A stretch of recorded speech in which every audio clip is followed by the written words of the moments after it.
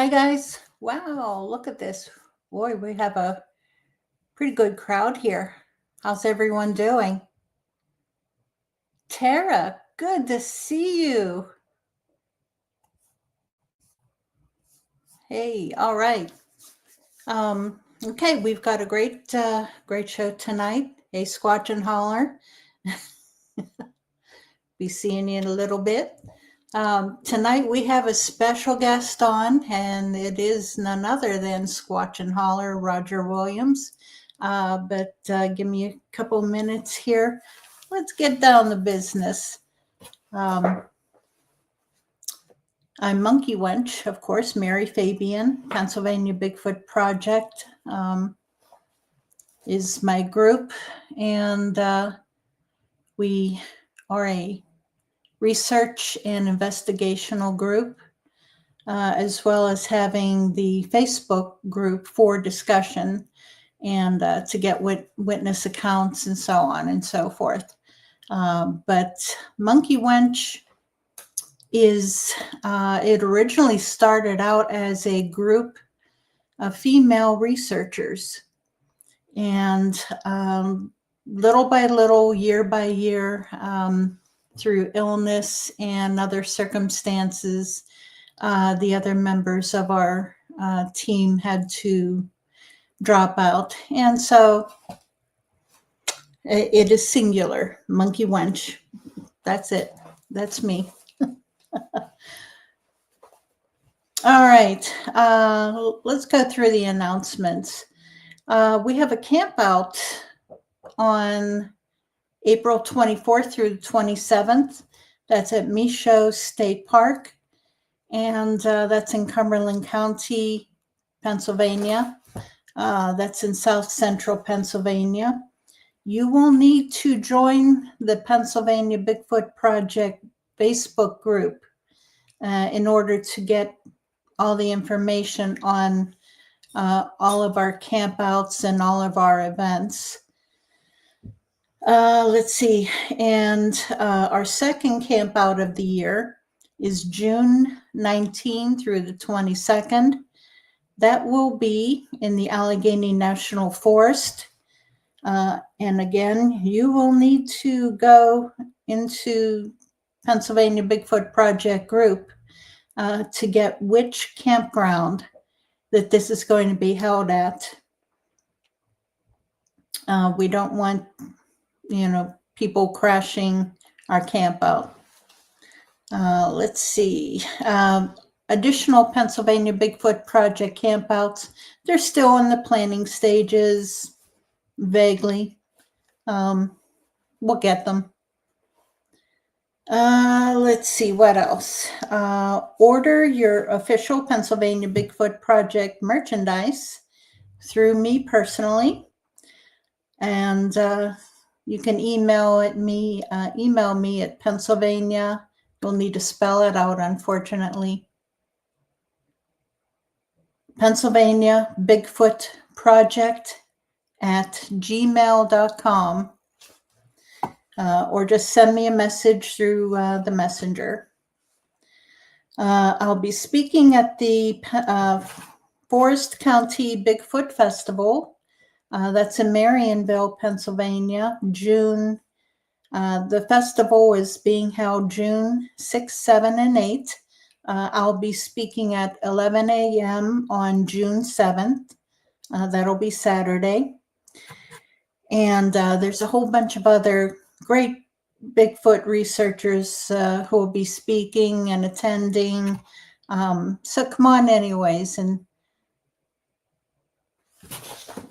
oh my goodness, I'm trying to follow the conversation on here. God bless you. Okay, and now let me flip over.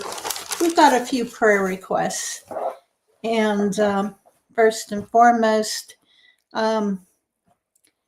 I want to send out a prayer request for Gary Spikes. He is still in the hospital.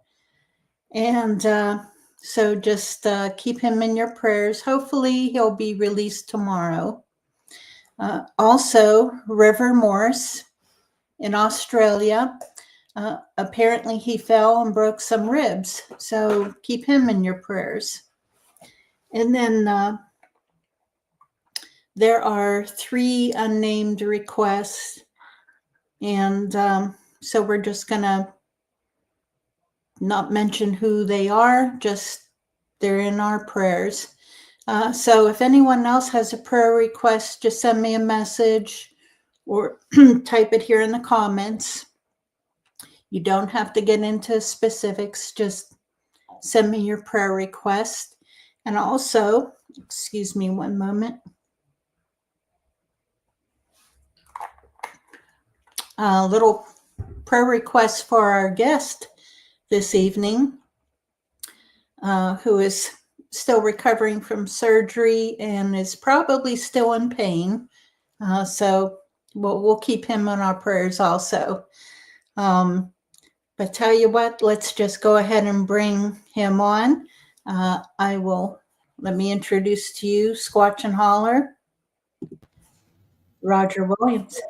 Hey, how you doing? How you doing?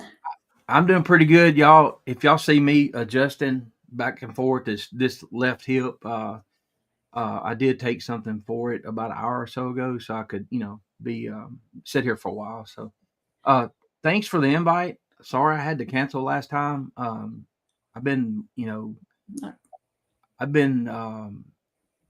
waiting to talk to you. Of course, you were on my show, but there's so many questions, you don't get to ask. And I really appreciate you welcoming me and Heather and us kind of into y'all's Bigfoot world, so to speak. Yes, so. Absolutely.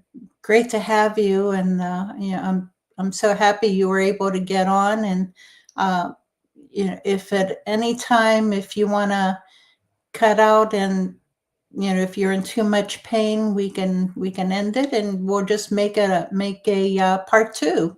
Well, hopefully we'll be okay. I think Okay. I got a really good chair, so just as long as y'all don't think I've rewatched some of the shows in the past few weeks that I've done, and I've noticed I'm all over the place. So that's why. All right. Tell us a little bit about your experiences and your encounters. Tell us about yourself first. Yeah. Well, being a kid from the early 70s, we grew up in the South. I grew up 50 to 60 miles directly south of Nashville.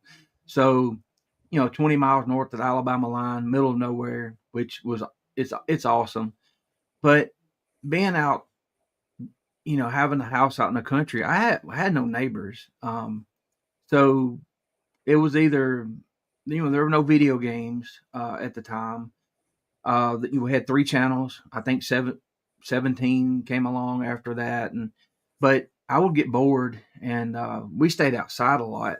But I would get bored and just go to the woods, and I was lucky enough to have access to several hundred acres. I mean, all the older men liked us, and they knew we weren't going to tear up. We were taught to respect property, fences, gates.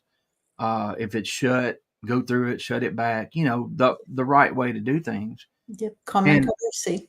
Yeah, and which it's bad to say this, but I don't know if they teach that much anymore, and that's why you can't hunt or fish, because of people destroying property, or leaving trash. So it just had an awesome childhood. I describe myself sometimes. I'm a kind of a loner that likes to be around people some, and Yep. When I've had my fill, I'll go recharge and get away from everybody. But it don't take long. But being out in the woods, my daddy is like always, be careful about certain things, and never thought that anything like these creatures was possible. Matter of fact, I had probably my exposure to Bigfoot was a book in the library that we probably all have seen that might have had Nessie and the Bermuda Triangle, a little bit about Bigfoot, and then of course Patty. But it was back then; it was all shaky and everything. Yeah. But in a kid's mind, it was the same thing as Godzilla. As a kid, I'd watch Godzilla and his daddy. How far is that away? He can't get over here, can he? So in my mind, Bigfoot was California, Washington, over in that area, right? And I've come to talk to a lot of people now that we had the same mindset, and there was just one, Bigfoot. Yeah, is the way we were thinking. Well, so roaming the woods here, we had no mountain lions at the time. There were no bear. The most dangerous thing would be coyotes or coy dogs especially, mixed, with regular dogs, and some animal that has little ones. You don't want to get between mama and nothing. They're little ones at all. Nope. So one day I was in the house bored, and if I'd have been 5 minutes later or 10 minutes earlier, we wouldn't be talking right now. I knew every twig, every rock, everything in these fields behind the house because, I spent a lot of time just looking at it, and I went out. There was a green field across a little access road to a cemetery on the hill behind us. So I walked across and got out in the middle of that green field, and I've been trying to figure out what time of year. It was early in the year. It was probably February or March. There's no leaves on the trees, and it was after the hunting season, the deer season. So the best I can remember is probably February or March of 85, which put me at 14. And I was looking the tree line, looking for deer or anything, rabbits, whatever. And from where I was standing to the fence line, it was about 500 yards at the very end.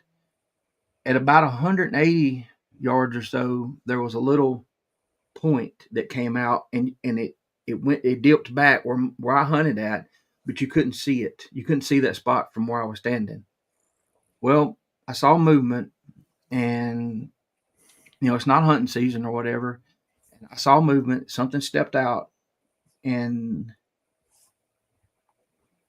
if first, I've heard a lot of people say the first thing I noticed. Well, with me, I noticed everything all at once, so it scrambles your brain a little bit, like you're trying to take this in, like, what is this? It's huge. The first thing, I saw my dad, he was about 5'8". I saw him walk from up there a lot, and I knew what he looked like at that distance, what size.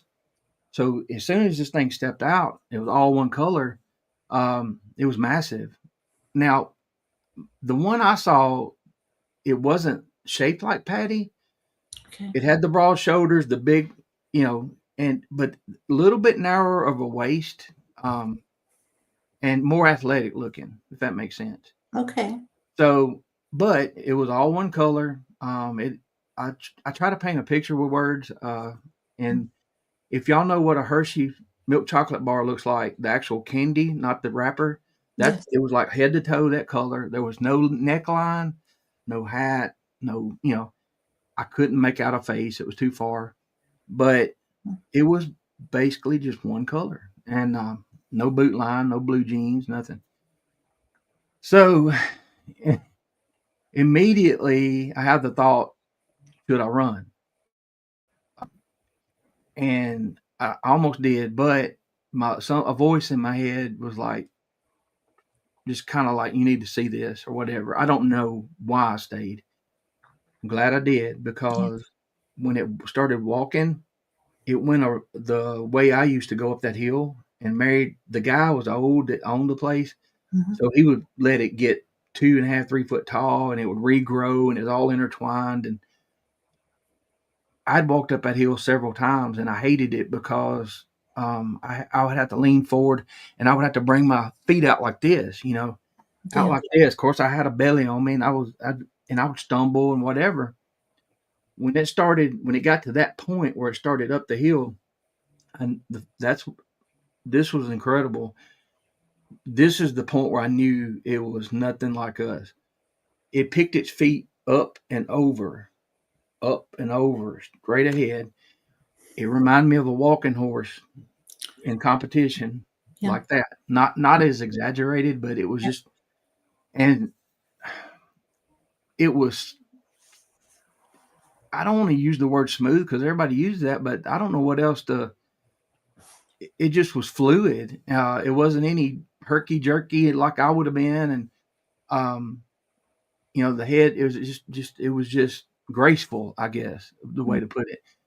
And the thing is, if I would have started at the point where it was standing there and walked up that hill, the exact place it went, the trail it went, which was all open. I mean, there was nothing hiding it. There wasn't a bush between us. It was out and open.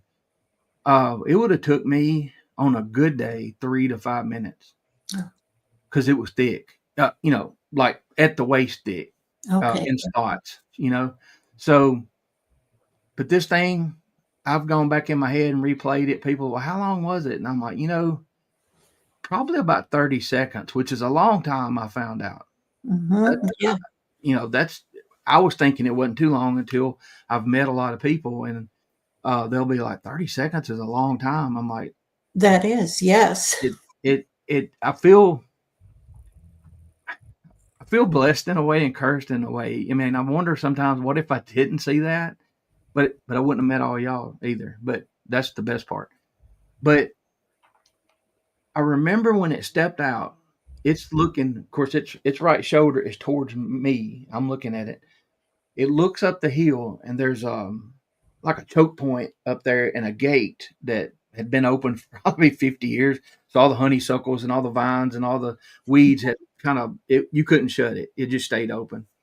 Well, that was the quickest way to get to this alfalfa field back there. It's huge, and that's kind of where a lot of people deer hunted back there.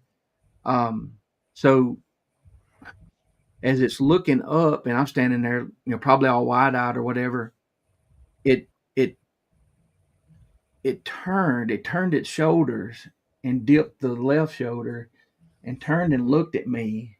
It moved its head some, but it turned its torso and looked at me, and it was like, I know you're there. It wasn't scared, wasn't worried about me at all. And thinking back on it, I'd been in those woods so much, it's probably seen me, 50 to 100 times back there doing stupid kid stuff, But it was almost like an acknowledgement. I'm not worried about you or whatever. It didn't run. It just did its thing. So after that happened, now this part's going to sound familiar to a lot of people in chat. I waited. My dad got home, and I told him, Daddy, I think I saw a Bigfoot today. And he laughed at me, and he said, I'll never forget. He said, oh, that was probably old Buford, walking up. That's the old man that owned the place. Oh. And I'm like, he's 90 years old. He can barely make it to the mailbox. You don't understand what this thing did. It was just, and that's another thing. If I hadn't have been one to get out and explore, and I've walked up that hill several times, maybe that walk wouldn't have stood out to me as much. Yeah. You know what I mean? But with it from experience, I knew how tough it was on us, on humans. So it's one of those things you don't, man, it just, you think about it at night. I told Greg and them the other night, I forgot about this. Things come back. They were talking about staying at the man cave, and about that place. And after that sighting, I changed quite a bit of things, where I used to go in the woods before daylight, at 13 years old with a $2 flashlight, hour before daylight, didn't care. Come out, my mom and daddy sometimes, look, you're going to start coming back a little earlier, because we'll get worried about you. I'm like, well, okay. I didn't do that anymore. I would wait till some light started appearing, and then I would, walk in. And I became a field hunter probably 80-20, where before I was more of a woods hunter. Uh, And I've actually had friends mention that before, like, you only hunt fields. I'm like, years ago, I wouldn't tell them, I'm like, yeah, yeah, I kind of like that, but the thing I told Greg and Misty and Spencer, I was like, I forgot about this. We lived in a double wide trailer, mhm. and I used to love to have the bed scooted up against the wall, and I would lay against the wall, right? Mhm. After that, I scooted that bed out, and I'll be in the middle of the bed because in my kids' Oh, mind. But wow. you know what? I've had time to think about that very question. Um, I feel like I've been shown things at the right time in my life where maybe I could deal with it a little better. It's like layers of an onion. And, if I was shown everything all at one time, um, I might have went crazy, But um, there was other things after the sighting that I started thinking about. Like, well, no, wait a minute. I was in a tree stand one time when I was about 8 or 9 years old, and I got this. I mean, it was like 20 foot up. I wasn't scared. My dad would help me up, and he'd go hunt his spot. Mhm. There was one day I was there in the woods, and all of a sudden I got this horrible feeling. Mhm. Not really being watched, but just a dreadful feeling. Just I was scared, and I started looking. I'm up here and I'm looking everywhere, and I heard something snap, but it wasn't a normal twig snap, and I thought I heard a low growl type whatever. Well, that's all I needed. I started screaming for my dad. I'm screaming at the top of my lungs, "Daddy, Daddy!" He come down. What's wrong? I told him what happened. He said that was probably a big buck, and you ran him off. And he made fun of me. Which Now this was before you this saw was it? before the sighting, Okay. yeah, and this was probably 5 years before the sighting. Oh, wow. Yeah. And so now I'm going back after the sighting and think about this stuff that happened and maybe putting it together.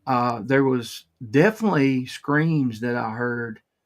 And the story, you fast forward to my son was about 13 or 14, and I was cooking one day about lunchtime, and he had his phone and he's watching some video on YouTube probably.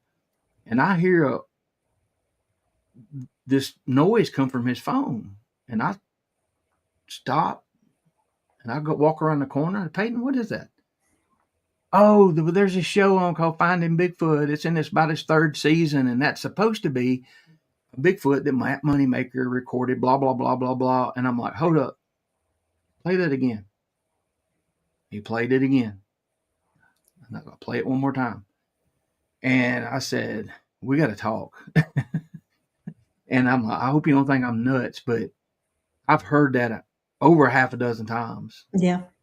and it Yeah. was, and I'm gonna sound like everybody else, but it wasn't the sound that was odd because we had the interstate I-65. I heard the Jake brakes and Yeah. all kind of noises, and that's loud, but it wasn't like this sound because it hit me. And the Mhm. best I can figure, if it was in that alfalfa field and that sound hit me from probably 700 yards away, I still felt it. Yeah. I've only felt sound in football stadiums, near concert speakers, stuff like that, but not that far away, and so I'm kind of glad I didn't know what I know now, maybe because I don't know how I would have reacted, but there was a few things that happened through that time, and y'all, since I told my story the first time and got it off my chest, and then Mhm. started meeting people like you and your group, and I can name I could do 100 names and miss a bunch of people. Um, Yes. it's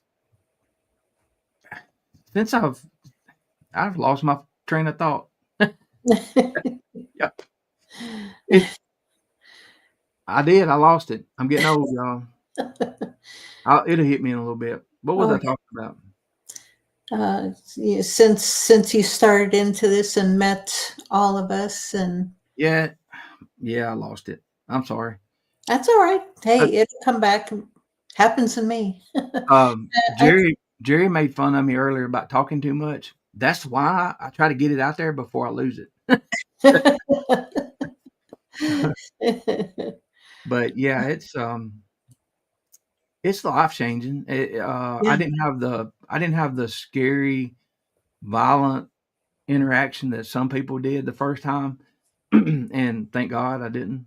yeah, Yeah, yeah, and that's more that becomes more true every day, more evident with stuff that goes on. It's like when Gary got sick yesterday or whatever, the word spread, and Greg, no, I wasn't. They already know. Uh, but it's a community of good people mostly yes. if they're in it for the right reason, and um, we talked about Greg and I about with when I was younger, a lot of my friends went to the military, and people spread out. They then everybody gets married or whatever, and now y'all are my buddies. You know what I mean? Just Mary, I had something happen at the first day of deer season, and one of the first people I sent a message to was you. Maybe it was a week later, but because Yeah, I was questioning some things, like yeah. I've never had that happen before, Hmm. and I appreciate you being available for that. So I love Absolutely. it. I know, and that's the purpose of this. Hey, we're in this together. We've experienced the same thing. Most of us, and we're all brothers and sisters basically because of what we've experienced. And heck, any way that I can help, and I'm sure, and I know you guys, you'll help me anytime I ask. Oh yeah, and like I'm the rookie. I'm the young one as far as the research. What I've done, I had an experience, and then it was 35 years later until we 2020 until we had some stuff started, Hmm. and that was on the south end of the county, and that was a long time. It was like 35 years. We lived on a farm not 5 miles from that place, and Mary, I didn't have anything strange. Yeah, Yeah, yeah. Everybody, it's like um, in a way, these creatures and these subjects that are tied to these creatures have brought a bunch of people together, and I don't think that's by accident. I don't know why yet, yeah, but I think we'll find out I some agree. sometime. I agree. And it's brought me so many friends that I never would have met any other way. And and I love y'all. There's only just a very very few um, frogs, who have ruined things. But hey, you water up a duck's bath and just move on. And I just cherish my good friends, all the more just because of you guys are true. Uh, It, and that's the bad apples will they'll expose themselves, they do. and unfortunately sometimes it's people you didn't expect, and it's Yeah. different reasons, but um, with our core group, I wasn't a researcher. I still don't think of myself as a researcher. Maybe I investigate something if I see it or whatever, but Mhm. going from the experience, having the experience and encounter, and then 5 years ago, and then kind of getting into it, doing the podcast, I'm not trying to prove anything to anybody. Yeah. I'm not, don't have this uh, illusion that I'm gonna go find the evidence, because I know you could have the best evidence ever, and they're going to be like, it crickets. People don't even, you know. Um, I get excited about some things that seem small to other people. Mhm. It's big and furthering the timeline of maybe disclosure. Uh, I don't know how to explain that. It's just some of the things that seem small to other people is to me is pretty amazing. Um, Yeah. Even though I've seen one, possibly two, um, if I find a track, I can find breaks and stuff and not be able to explain it and take pictures of it, and pretty much know probably what caused it because of what's been in the area. But when I find a track, I've only found like 4 different spots with Yeah. tracks. That's like scoring a touchdown in the Super Bowl, Oh and my. that's undeniable. And I Yeah. don't care other people, oh, you faked that or whatever. I ain't got time to be faking stuff. I mean, I don't care enough. I don't care enough to fake stuff. So that's No. It's fun. And that's, that's 90% of the reason why I'm in this. As long as I'm having fun doing that, hey, yeah, I'll continue to do it. Yep. David, Holy we Dave. saw that at the same time.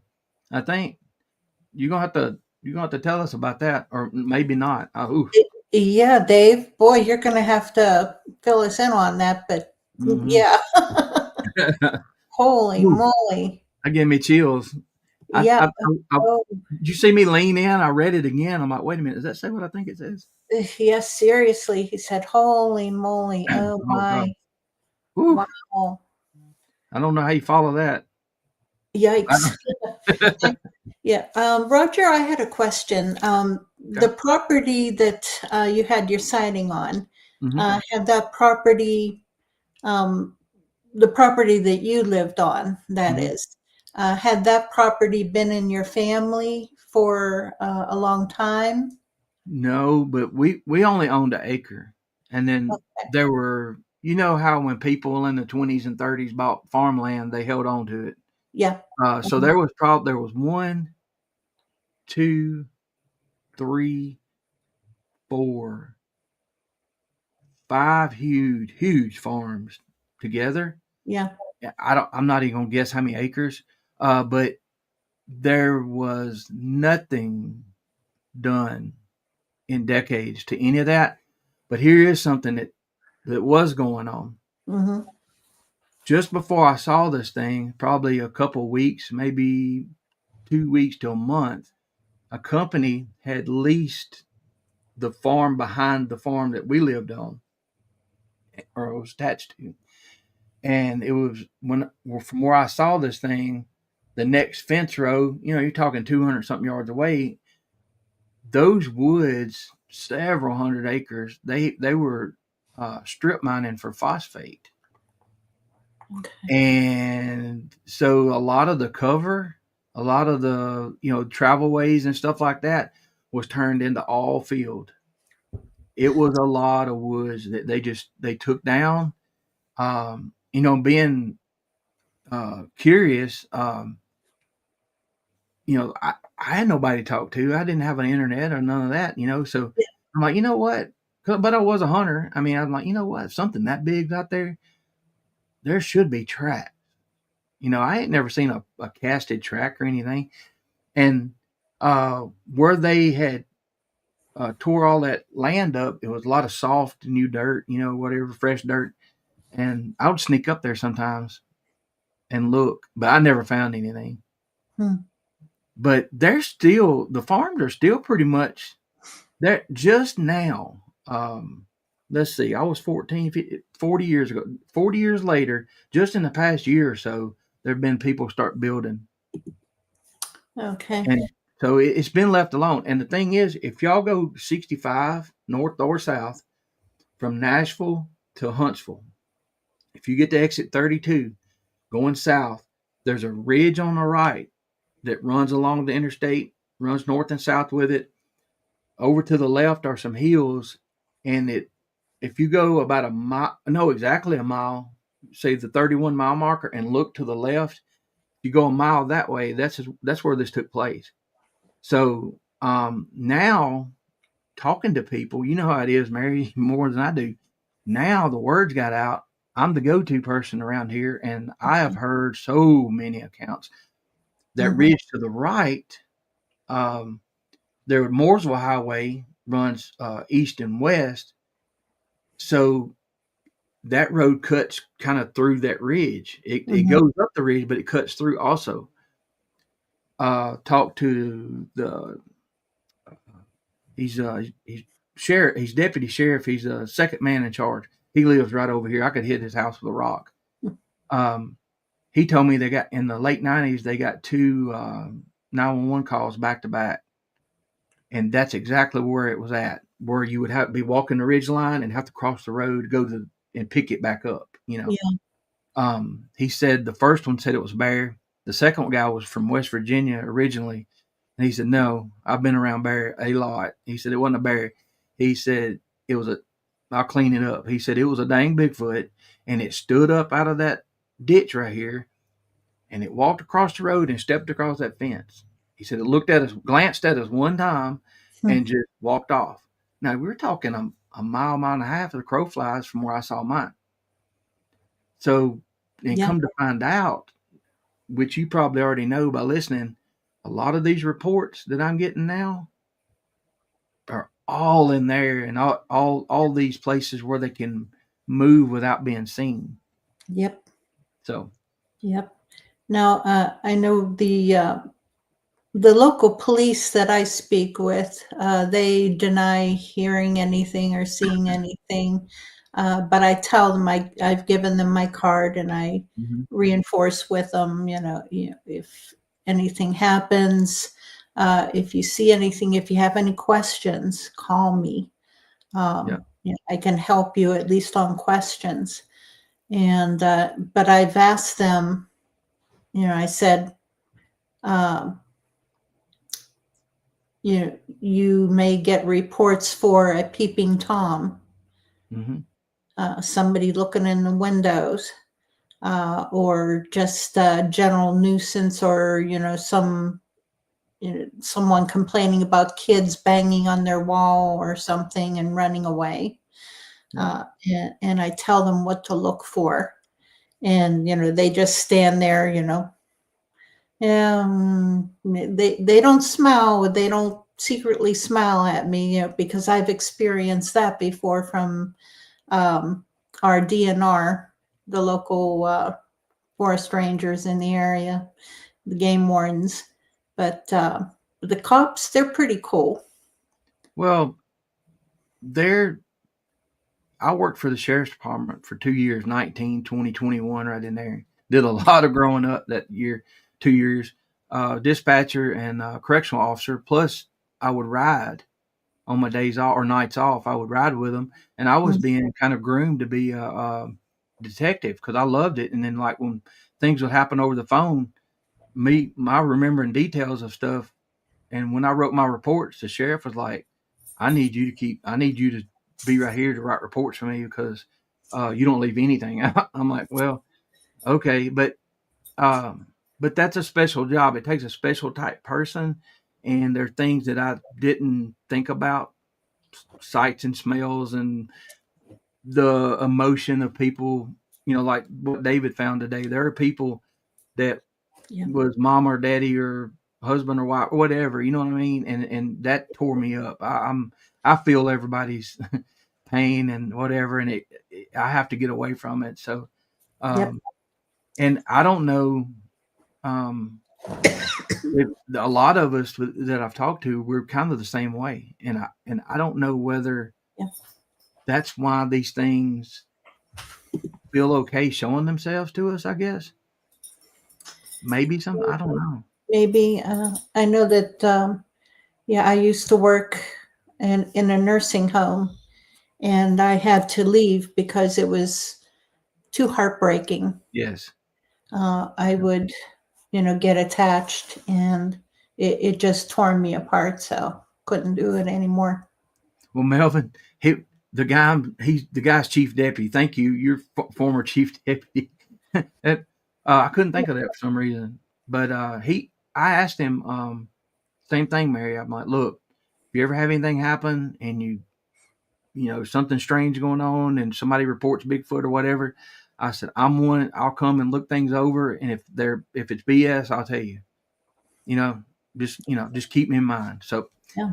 who knows? It's rare. It's so rare. I know people right now, if one walked through the yard and knocked on the door, they wouldn't tell anybody because Yeah. they don't, why Yeah. the neighbors would think they're nuts. So, Yeah. Not only their neighbors, but their own family, mhm. which is honestly a shame. And that's more than anything that upsets me, that um, your own support system, your own family, your spouse, your brother, your sister, the people who should have your back above anyone else don't. They ridicule and harass until people just they can't share anymore.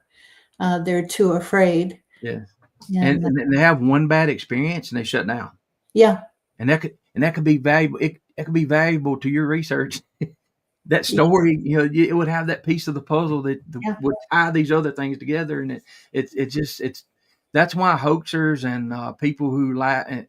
I understand why they do it. They're scared probably, but right.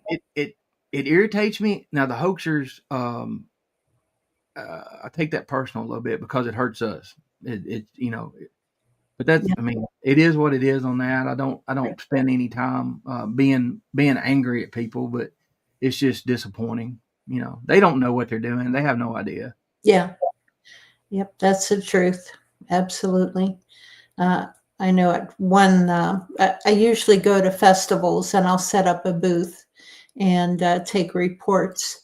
And one festival, a gentleman came up to me and he started talking about that he had an experience. And you could tell that he was very shaken. But he said, his family makes fun of him. And at that moment, his daughter came up and she started laughing and said, "Oh, Dad." And so I pulled him aside and had him sit down next to me. And I told him, tell me about it. And he Yeah, cried. yeah. He Finally absolutely, get it out and have somebody believe yes. him. Yeah. Yep. Just to have someone listen to him. Well, I took some reports, probably a year and a half now, and when I first did Bigfoot Society, and I didn't know this, but some of Heather's family had shared it with each other. Well, if I'd have heard that, if I'd have known that, I'd have thought they were laughing at me, which is fine.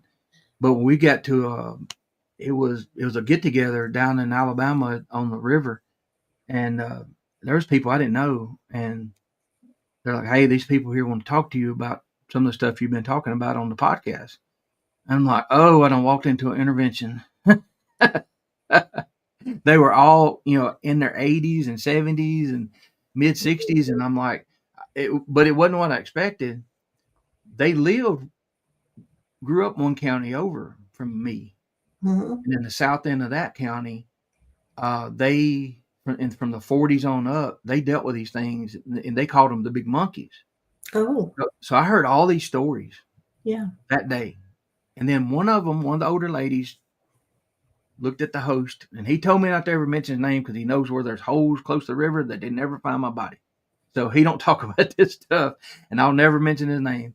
But they asked him, "Hey, you ever seen anything? Because you used to hunt there when you were young." And no, no, no, no, I don't know. No, I don't know what y'all talking about. Well, later in the day, people started leaving. He said, "Roger, stay till everybody leaves. I gotta talk to you about something." I'm like, "Uh oh, okay." I said, he started off with, he said, "You can tell my story, but if you ever mention my name, I'll kill you." I'm like, "Okay." When he told the story, it was pretty amazing. He was on the ground hunting. He was bow hunting. Sage grass field. He was backed up into the cedars, had a little ambush point, and he looked. He thought he saw a black bull walking on all fours, coming towards him. Yeah. And he was thinking, we don't have that. Somebody, who's the neighbor that this belongs to? He said, the closer it got, he said, it wasn't a bull. He said, it came up to me, was coming in the woods where I was standing. We came almost face to face. He said, its eyes got big. I flinched. My eyes got big. I was scared to move. He said, when it took off running on all fours, he said it was gone in a flash. And it was, the mass and the weight of it, every time the hands and the feet would hit the ground, it was just, he said it was just violent, when it took Yeah. off. And Wow. I said, because he hadn't said what it was yet. And I said, what was it? What was it? Mary, this man had one of the most incredible encounters I've ever heard. And he has probably never uttered the word Bigfoot because he said, and I wanted him to say it. I Yeah. said, I said, I said, no, I don't know. You haven't told me. He said, he stuttered. He said, Bigfoot. He got it out. It was like a weight. It was like if he said that word, then, he was admitting to it, what had happened. It was detailed. Wow. And I'm like, man, I said, thank you for telling me that. Yeah.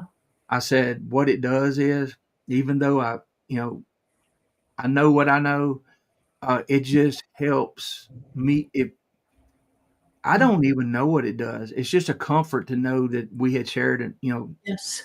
an experience that was similar. Yes. His was It's a weight off your shoulders. Once you share just the first time, it's a huge weight off your shoulders. And, I try to encourage people to go ahead and share with someone else, because the more that you share it, the better you feel. Yeah. And one trap I fell into by getting to be friends with all y'all, it happened pretty fast too. If you come into this and you tell your story and you treat people with respect, Mhm. and if you want to ask them questions, I haven't been shut down by hardly anybody. Yeah. Because I've had legit, and I've been respectful also. There's been a few, but it's very rare, because just the fact that it's sharing of information, Yeah. and it's amazing just in the past couple years, the people that I've met, and then once they trust you, it grows. And Mhm. when we met at the LBL, Mhm. I was like a kid in a candy store. I saw you come running to you, gave you a big hug. Yes. I'm like, hey, Mary. You're like, I was like backing up, like, what's going on? No. But I did a lot of people like that. It's just, it's just a connection. You feel, I feel a connection. Yes. Absolutely. Yeah. I I love it. appreciate it. That's why these meet and greets they're so fantastic. You get to finally meet the people that you may have only been chatting with online. All you see is this little picture, maybe. Yeah, yeah. Well, let me tell you, we talk about the holding it in. Yeah. My son's girlfriend is scared of the dark, Mm. and she thought we were bluffing when they first got together. And we were out eating late one night on a Saturday night. It was me and Heather, and then Peyton and her. Well, we were telling her about the things that we'd heard and what's been happened and all that. Hmm. And she just said, "Hey, well, let's go right now." We're like, "Hey, okay, let's go." And then she's like, "Uh oh." So we went, and we heard some things that we couldn't explain or whatever. She went back with us, and we built a fire. We parked the trucks, like Kumbo says, on the way out, Hmm. and we talked for 3 hours or better. Nothing, nothing going on. We didn't have uh, any infrared, anything like that. We were just hanging out, having a big time. It was after midnight, and something stepped out behind Peyton and I. We were sitting in chairs. We didn't hear it step out, but it was one of the most horrific, loud, uh, I don't even know the word, is this scream. The first split second, it sounded human, and it definitely sounded male. But then when it went up as high as it did, and the volume came with it, Yeah. and then it held it for so long, and it tailed off. Mary, you're talking about 30 yards behind us in the dark. Ooh. Well, okay, that happened. She hit the ground running and locked Peyton out of the truck. Yeah. Right. Now, she wouldn't tell that story. She would not admit to it. She would not. It didn't happen. But when she Really? got to the LBL that Saturday, Yeah. she's sitting on the tailgate. Spencer walked up. I knew she wasn't going to talk about it. Well, but we're at a Bigfoot spot. We're at a Bigfoot get together. There's everybody there believes in Bigfoot, and I brought it up just to see. And I said, "Hey, Spencer," I said, "she was there when that incident happened, and none of us could identify it. Blah blah blah." I said, "What did it sound like to you, Kenzie?" And Mary, when she started talking about it, it just flooded out of her. And it just, and I looked at him and grinned like, she don't talk about this. And she told him, she ended it up with saying, of course, the fear, but she said it was absolutely the loudest noise I've ever heard in my life. And Spencer grinned at me, and I didn't say anything to her. You know, I got over. I told Spencer later. I'm like, Spencer, that was amazing, because she won't even admit that it happened. Wow. But she felt comfortable enough around all y'all. Yeah. That she let it out, and I could tell. It's almost like she lost control of it. It just was just spilling out, you know. Wow. And I was proud for her. Yeah. That she got to tell somebody. So that's fantastic. Wow. Well, hopefully she'll be able to make it to more of the meet and greets. I don't think overnight an option, but the daytime stuff she's okay with. Yeah. But that's all right though. I mean, here I am as this scream is tailing off right behind us. I'm trying to figure out what to do. Peyton's already up with a light. I spin around the opposite way with a big light. Don't see anything. I mean, it's right there. There's nothing in between. Well, I can't see anything. Yeah. And I had like a 2200 lumen flashlight, and it shine. It would light up all the way to the other side of the field. Yeah. And whether it stepped back into the woods or whatever, or something else was going on, I don't know. But the thing, I'm glad that there was 4 of us there. We weren't recording anything, but every now and then, I'll ask one of them, just like, "Hey, what do you think that thing was? You have any ideas? You still know?" And they're like, I have no idea what that was. So. Yeah, maybe have you listened to any recordings on YouTube to match up what you heard? Well, I will tell you this. When I don't remember which one it was, but I was on there, and Greg and Kumbo. I don't think it was when Joe was on there. I think I was on with them on another show, and I was asking questions. Then Spencer made fun of me because I went 2 hours just listening. I wouldn't say nothing. You know, Kumbo's talking, I'm soaking it up. Okay. Well, you know, so I said, like, "Hey," I'm paraphrasing here. "Hey, I got a couple questions. Do you mind I'm asking you?" "Oh, sure." I told him what happened and kind of what it sounded like. And Kumbo says, "Did it sound like this?" Bam! I leaned back in my chair and I'm like, "Oh my God." And I'm like, "Yes." He said, just as nonchalant, "Oh, that's a juvenile male, blah, blah, blah, blah, blah, blah." And he was telling me all this stuff. When he said that, some other things made sense. Okay. You know, I'm like, well, no, wait a minute. I was there one night, and of course, I'll do this, you know, like it helps me out to hear, like I can be there and had been raining. Once I cup, and then you can hear the raindrops falling in the woods, right? So I'll do that every now and then. It was on my side. We hadn't heard anything, but everything got quiet. So I just kind of cut my ear, and I heard, this was before that scream, probably a month or so. I heard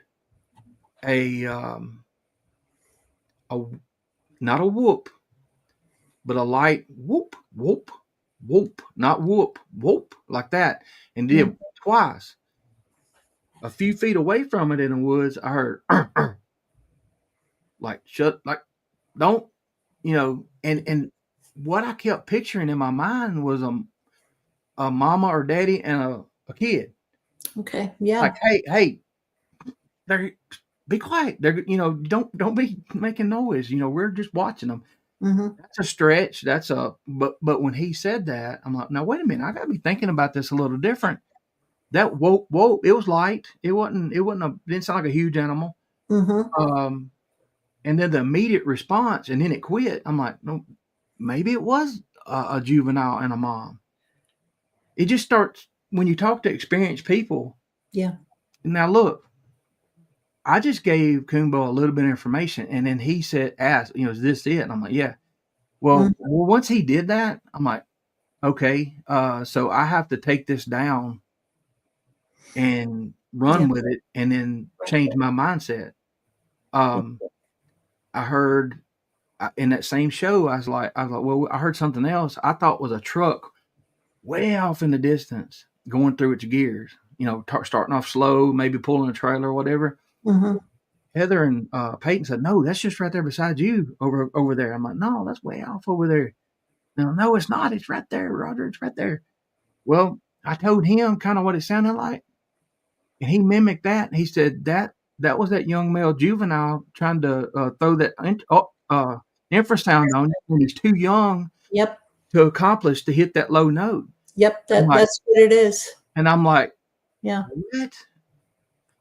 So when those pieces start falling into line and you get experienced people, that's what's great about it. Yeah. I don't know enough to help people, but if I know something and they have questions, I'll try either answer their question or send them to MaryFPBP.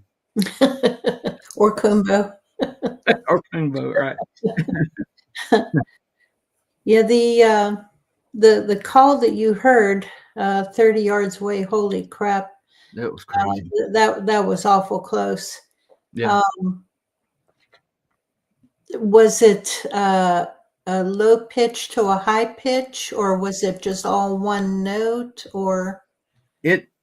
It started as, let's say, mid scream. You know what I mean? Not way down here, like it was high pitched, but it was low, and then it immediately went up. I mean, it went up, and then you see these on the spectrogram, whatever they are. You'll see that arc. Mm-hmm. It went up, and then it held it, and it tailed off, I guess, as the lungs and stuff started, running out of oxygen or air. But it tailed off. But Mary, I mean, I've asked Peyton, I'm like, how long was that? He says, long. I said, no, try to replay. Give me, I know how long I thought it was. I'm thinking 10 seconds. He said, no, it's more like 7 or 8. He said, but Daddy, that's a long time. That is, yeah. That's a long time, because it really is. I froze, but I was thinking, I was like, okay, when he turned this way, I went the opposite way, and I said, can you see it? He said, no, I can't, because whatever it was big enough. It was, if it wanted to be, it was going to be a danger to us. And check this out. I think these things right here keep us from learning a lot of stuff, because I had that out recording. Yep. And I threw it. I finally got tired of holding it, and I threw it in the truck, face down. And I don't know, an hour later, this happens. And then I see a thing, whether it's true or not, about these things take a IR photo every 5 to 10 seconds to make sure you're using your phone. And I'm like, if that thing is flashing, then if it's true, if it's flashing, it's like we're a beacon standing out there in the woods, so I don't know. I know that as the years have gone by, I have found myself carrying less and less gear, electronics. And so, anymore, I'll have my phone with me, but I really don't have it out. I have the experience. I'm not recording. I'm Right. not doing anything. I'm not even audio recording. Right. I'm just there to experience and learn and absorb and trying to figure out, okay, the behavior and motivation for this and, what's going on. Because if I'm concentrating on recording, I'm missing out Yeah. on what's going on. Yeah. So I'm not really learning. How has since you started doing that, has the success rate gone up as far as hearing stuff and seeing stuff? And Yeah, yeah. I've experienced more. I'm aware of more. Rather, again, I'm not concentrating on videoing. I'm not concentrating on setting up an audio recorder or anything else or a thermal. I'm everything is in here. well, That's my gear right here. and people, we all always get this question. Well, why didn't you get video or take a picture? I was sitting outside today enjoying the sun, and a military helicopter was coming to. It was going to go over the house. Hmm. By the time I got this thing turned on, and I didn't even see the helicopter. I missed the helicopter because I was fooling with this thing, and I didn't even get video. So, Right. uh, yeah, it just I don't know. Yeah, I've got an article in my group about that that I wrote. Um, I think I named it Blobsquatch. Yeah, And why aren't there more photos or videos of Bigfoot? And I explain exactly how you explain it. You see something, and most of the time those encounters last maybe 3 seconds to 5 seconds. But whenever I'm speaking to a crowd at a conference or something, I tell them, I'll be generous. I'll give you 10 seconds. Uh, Something's happening. You have 10 seconds. Pull out your phone from wherever it's at right now. Find your app to video, yeah. swipe it over from picture to video, and try to focus in on whatever's going on. I said, by that time, it's gone. That It's would be over. that would be an awesome experiment. Like nobody know, and then like you're gonna say something is about to happen and have Yeah. it planned. Have Yeah. somebody in a monkey suit. Something Mm. is about to happen, and I want you to get a picture or video of it. And whoever's in the suit, when you right before you get finished saying it and Mhm. telling them what you want to do, have it come across the stage and see how many people get pictures of it. That Yep. would be awesome. Yeah, there's Yeah. a friend of mine. He dresses up in a Bigfoot costume. Well, he's the Bigfoot biker. He has, the biker leathers Mhm. and everything on top of the Bigfoot costume, and he rides his motorcycle around, and he's fantastic. He supports. Um, he has a Facebook page for veterans suffering under depression and so on. Yeah. And yeah, he's a fantastic guy. And so I just may use that, use him one of these days for something like that. And it doesn't have to be that elaborate. I mean, it could be somebody holding you know, Yeah. whatever. It now some of the kids might be able to use their phones a little quicker than me, but Yeah. uh, there's another thing. Like, what are you missing? See, if I'd have been trying that and I missed that walk, the walk is what confirmed to me. Yes. Now, now the thing I forgot to tell y'all. Obviously, there was a limb, and it was about 7 to 7.5 foot tall, Hmm. and the mass that comes along with that, you can't explain it. You have to see it. It's like a football player with. I tell you what, it's like. I looked at a picture of Andre the Giant one time, and it had his height and weight. If you see a picture of just him by himself, you don't appreciate it. But if you see him beside a regular sized person, then you can get that comparison. So. Yeah. Um, and there's been so much happen in the past 5 years. Yeah. I was just tickled. Heather and I got married March 14th, 2020, and I Oh, didn't tell her about any of this for a while. Then I wow. started hearing her mom was a little more open to UFOs and stuff like that, and other things. And so then I started telling her, I was like, hey, I started, and she listened. Uh, she didn't scoff at me or whatever. But then as she's gone with us, she has seen and heard enough that the only thing that she hasn't seen one yet. So, and like I said, I could go 24/7 for 20 years from right here, and may not ever see another one.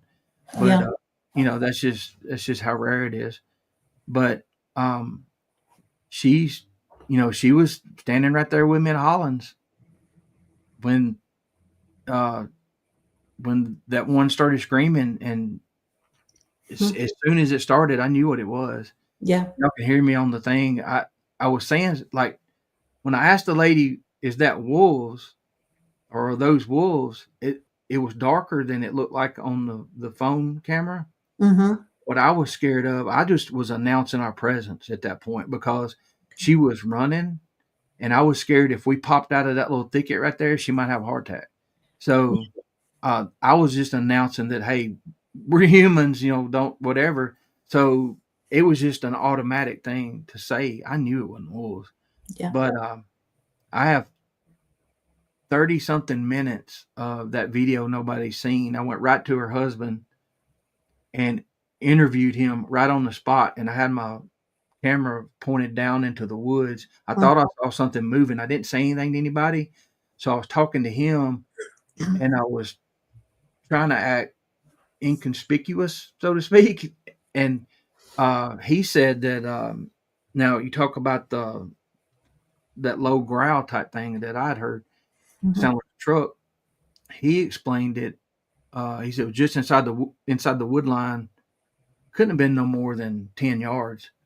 And he said it sounded like somebody was trying to start a chainsaw almost. I am Wendell. Oh, Wendell. We paramedic. After all that happened, it was dark. There was a kid that had come. He met us all at LBL. He was probably late 20s. I don't know the guy's name, and we were talking. I said, "Hey, while everybody's over here, let's go back over there, and we go over that little rise in the dark. I'll throw this flashlight and see if we can catch something in that back corner. Let's be real quiet, and then you throw your flashlight on. I don't know if you've ever been to Hollins, but that gate to the left, I was looking straight down. Yeah. And he was going to hit the flashlight over at the dip down there where the gate is in the woods, or just over there. And I didn't know Wendell was behind us. I mean, I kind of did, and I kind of didn't, because I was nervous. We were going right back to where these things screamed not an hour before or more, whatever. And I threw that flashlight on, and Wendell screamed out, "Run, Roger!" I about died right there on the spot. And he makes that's why we make fun of each other all the time. I told him, I said, I'm gonna get you back one of these days. One But of these days. Uh-oh. but after that intense of a experience, Yeah. Hell, I about dropped dead. I mean, because I was already on edge. Yeah. But it's that I don't like that place. Let's put it that way. It feels evil. The whole place does. Yeah. Yeah. I've been all over LBL, through the years with different people and so on. So I've probably been to Hollins. Don't know. Um, this particular spot, I didn't clarify. It's down there close to Mark Green at Talladega National Forest. Oh, okay. It's the one where there was reports in the 80s of the bow hunter that got tore up at his stand. They got shredded. I don't know Okay. if you heard that yet or not, but it was. Well, they told me this stuff after I got there. Yeah. All the tents that they found empty, like people just abandoned them and had all their belongings still there. Yeah, I Wow. didn't place, but Yeah, I've never been there. Yeah. I suggest if you want to go somewhere new, Yes. and carry your crew with you, yeah, Yep. it's probably one of the most active spot areas that I've been to. I've heard about it quite a bit. That in Bankhead. Um, yeah, there's quite a few places I want to get into. Well, but y'all have so much area up there. I mean, I didn't realize We do. that you could research for 3 lifetimes and never Yeah. hit all of them. Yeah, just in the Allegheny National Forest here in Pennsylvania, northern Pennsylvania, just that area alone, it's huge, and so much activity and so much diverse activity from anything from Bigfoot to little people to Dogman to God knows what, Mm.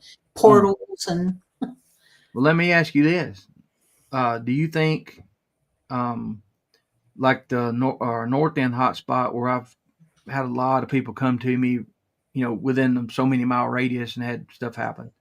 Mhm. Um, and we've seen Heather and I saw the orb that night that looked like plasma almost, where it wasn't round, but it was moving. Okay. It didn't get longer and shorter, but it was just slowly changing. And in the middle, Yeah. uh, that was 20 minutes, and it went away. Now I wasn't doing a show at the time, and I wasn't.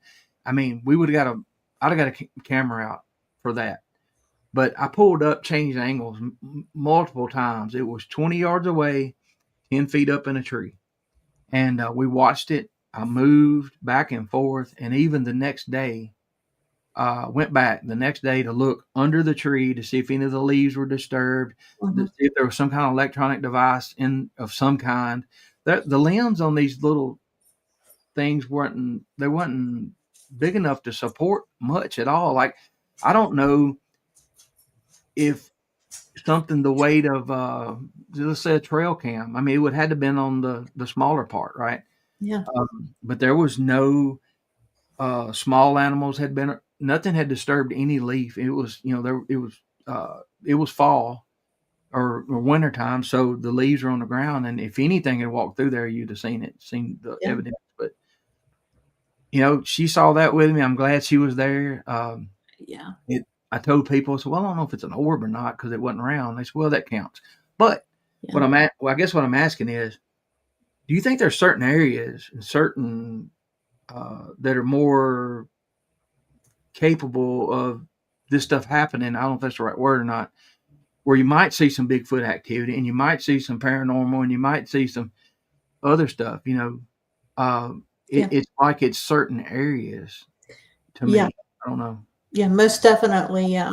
Yeah. There's areas, and there's a gentleman here in the chat, Bigfoot New York Todd. He and I researched together up in the Allegheny National Forest, along with another gentleman from Canada and a local guy also. And there's areas in there, plus an area up where he researches along the PA New York state line area where there's so much history of old Native American battles. And then there's Bigfoot, and then there's the orbs, but like you were describing, more like plasma, and only there it's like hundreds of them just coming down the hill. Yeah. And It's crazy. well, when you see stuff like that, of course, I immediately there's no, and that's another thing that's odd to me. In our best spots that I've been to, there's no phone signal. Yeah. Now I Yeah. don't know whether this 5G and 4 whatever Yeah. if their energy and all that. I don't know whether that signal messes with them, and they stay away from that, which makes sense to my pea brain. But I told somebody jokingly one time, well, maybe this strong phone signal, um, it messes with them somehow. Maybe their energy. But and you can take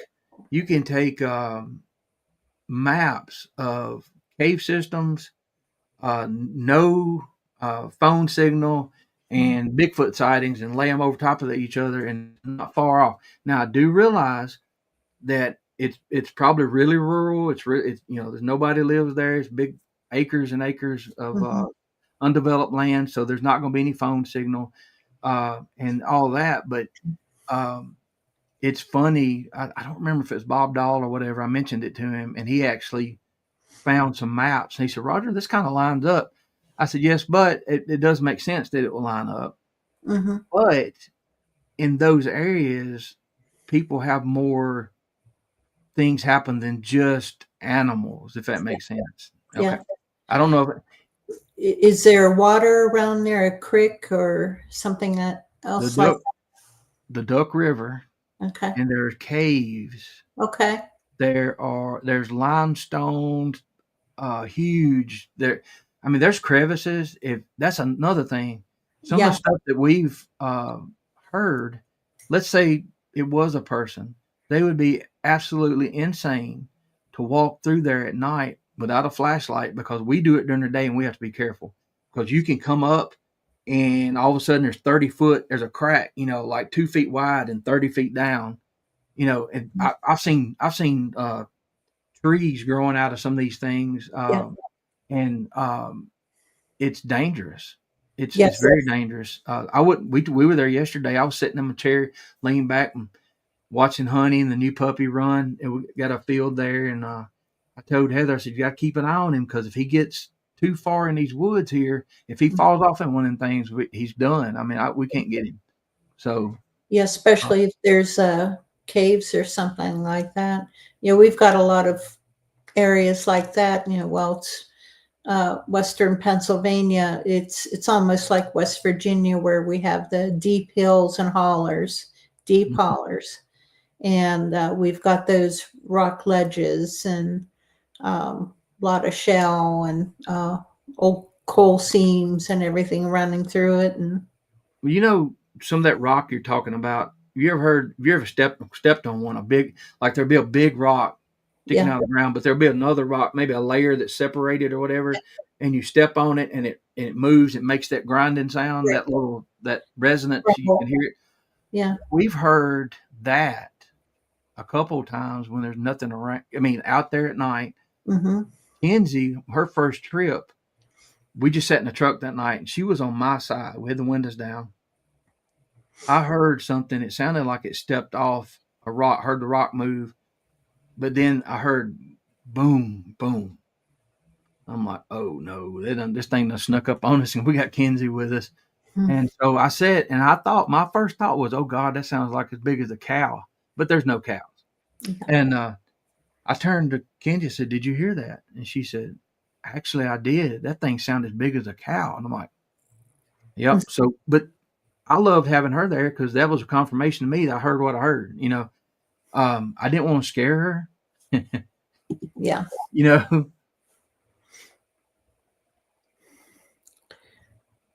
Yeah. Yeah. So when we talk about the orbs, I had seen the Chapel Hill light, and that's another story for another time. Everybody was scared of it for years. There was this big ghost story about it and all that. And I'm scared of ghosts. I'm scared of all that stuff. So we were up there, I think our second trip. I was like 17. Well, as soon as I saw it, to me, it looked like I had seen ball lightning maybe a year before, me and my buddy. Well, this thing looked like ball lightning. It looked natural. I won't go through the story, but I got a good close look at it. It came to us and then left. So there was a story on like one of the channels. They were talking about these orbs coming up out of this valley, and it's all these stories and people seeing them and talking about them for centuries. And there were some scientists got together, and they were like, how is this possible? These people are crazy. So they went and they tested the dirt, and they tested the water. They tested on this side and on that side. I'm not going to remember all the ingredients, but that valley with that river, the river it contains sulfur. Mm-hmm. One side was lithium rich, and the other side was something else. And they said, it's just a big old battery. And under the right conditions, atmospheric conditions, it would these charges would come up, and I'm like, Yeah. okay, so that could explain a lot of it. And we're talking about this, all these things being energy. We're all energy. So, Yes.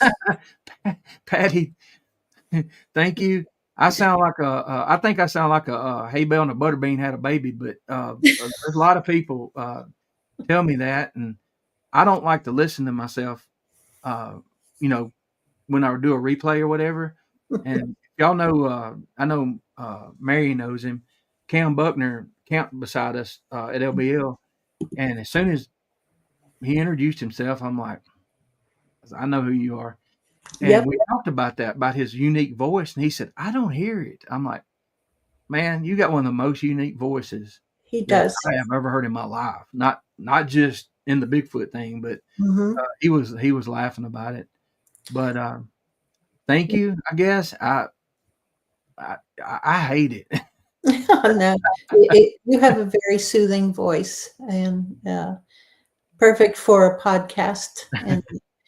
And yes, people, make sure if you're not subscribed to his channel already, make sure you subscribe to Squatchin Holler. If you aren't already. Yep, Squatchin Holler. I've got the stickers on my mini. And y'all, if I was rich, y'all would all have this stuff. But I just get enough made to just for us. And I have sold a few things, but Mary knows it's expensive. And in shipping, there was I put a $5 shipping on what hats I had, and I don't think any of them was $5. The shipping was $5. So but I'm glad the people that bought them got them. It tickles me to see somebody have a hey, there's a Squatchin Holler sticker over here in Idaho or something or whatever. But Yep. So yeah. Now we had a store on the interstate for 30 years, 29, 30 years, and I dealt with people from all over. I-65, people coming from Ohio and Michigan and all up in everywhere, headed to Florida and Alabama, whatever. They would come that way. So believe it or not, I don't really hear accents as much as I used to because I'm so used to it.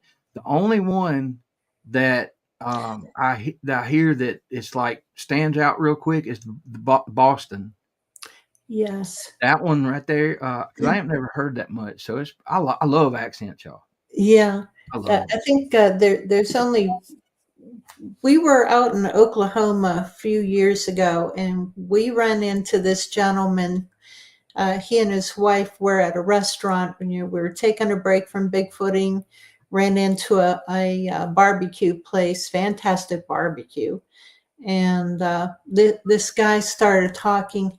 I could not understand a word he was saying. His Oklahoma, I don't know where at in Oklahoma he was from, but I couldn't understand him. So his wife had to interpret. Look, we had a man moved into the area, and we had a lot of people moved in with Saturn when that car company started. It's just 30 minutes from here. We had lots. They had 7,500 employees, and most of them were brought in from car places up north. Yeah. That had shut down, and which I was okay with most of those, understanding them. But there was one guy that moved here from England, and English Bob, and he would come in, and y'all, the first 2 weeks, we were both like, "What? Huh? Say it again." Both of us. But after about 2 to 3 weeks, it was like, hey, we're good. But it takes a little bit sometimes to pick it up. It does. It's fun. Okay. Oh yeah. Yeah, I know, Todd. Well, you go different counties in this state, same way. Like, hey, you're from Lincoln County, right? How'd you know? Well, if Pittsburgh, which is about 30, 40 miles south of me, has their own unique accent. And the people from Pittsburgh, they usually, they're known as Yinzers, Yinzers, because instead of y'all, they will say yins. Yins. And they have a very unique accent where they'll slur the words together and it'll all come out in one sentence along with different terms. You know, instead of rubber band, they call it a gum band. Well, that was the fun part of being on the interstate. Get asked like, "What did you just say? What does that mean?" And learning, from them. Y'all, I'm gonna tell you right now. If my buddy come back from Kentucky and some of the people I went to school with, and we were sitting around talking, y'all wouldn't understand me. Yep, Tracy Sliberty. That's a Pittsburgh word. Instead of East Liberty, they say Sliberty. I'm from Sliberty. Yeah, Robert, I've got a ton of friends down here that from all those places. Some of them had a little culture shock. We were a little slower as far as our pace and everything, but the ones that hung in there, they become good friends. Yeah. Yeah, Melvin, we've got an Amish community next to us here. And so we run into them very frequently, and we've hired a few of them to help us out here around the house building things. And fascinating. Yeah, they're fascinating to talk to and learn from. And I've talked to a few of the younger generation also in the Amish about Bigfoot. Mm-hmm. The old ones completely deny it. I think that they believe that they're demons. But the young ones, they're a little bit more open. The ones that I spoke with, they denied ever hearing anything about them. But they said, well, if we hear or see anything, we'll contact you. I said, please. I think if if they get to trust you, like, and you say, look, I just want the story. You don't have to give your name. We don't have to even tell really a location. I can say the county or whatever. We just like to hear the stories, and sometimes if people get to trust in you, they'll do. I've got so many stories like you've got more than I do. I've got so many stories from local people I'd say within 3 or 4 counties here. I'll never tell their names, but to me it's valuable. It's like the so-called putting the pins on the map, and then you can see where they traveled or where they may have would go in the summertime or whatever, because it's so hot here. I mean, you can have 100 degrees, 98% humidity, and you can't even breathe in the summertime. Yeah. And then you get in some of these hollows and there's no breeze. Oh. Those months, you might as well not even go to the woods at night. Yeah. You won't hear anything. You won't hear any movements. There might be that chance encounter, but where we go, I don't know whether they're getting to the river areas or in the caves or, just I don't know what they do. I feel for them because it's bad enough to being human in that mess. I know. I can't imagine. They probably spend a lot of time in the river or in the caves or up in New York State. There's the natives. I think it was the Seneca called them. Can't remember the name. Todd, if you remember the name. Anyway, it's interpreted as stone coat. And most likely what they did is they would roll in mud or something. The mud would harden. Oh, yeah. And the natives would say that they would shoot their arrows and the arrows would bounce off. And it's possible that it was, just a coating of mud, but who knows? And that breaks my heart. All of the information that's lost or dies with people or with cultures, and we end up having to either not knowing or have to relearn it. Yeah. And we can be so much smarter if we just talk to each other. Yeah, absolutely. My. So, where else have you researched at? Well, I'm sorry, I didn't hear you. Oh, any other places that you've traveled to and Um, experienced things? well, we've got the LBL, and we got Talladega down there. It was just kind of hanging out. Of course, close to Greg's place. Mhm. We have, county wise close by where we've gotten called out on certain things, and had a cow that was killed strangely. Mm. Had a broken back, tail was almost ripped off back the other way, and there was a piece missing out of the jaw that wasn't bit, so it was almost like it was pulled out. Then there was a boneyard in the vicinity, and I'm like, hey, how long have y'all had this property? Well, almost 60 years. And I'm like, okay, you had any horses missing? No. What? And my son, what about pigs? And what about, we're going through, and why are you asking that? I'm like, dude, all these bones, some have been here for a long time. That's a horse. That's a horse skull. This is a hog skull. And we're going through, and there was a canine skull that had been cracked open long ways. Ooh. Yeah. And we found tracks in the creek. There were four tracks, about a foot further than we could step, and Mhm.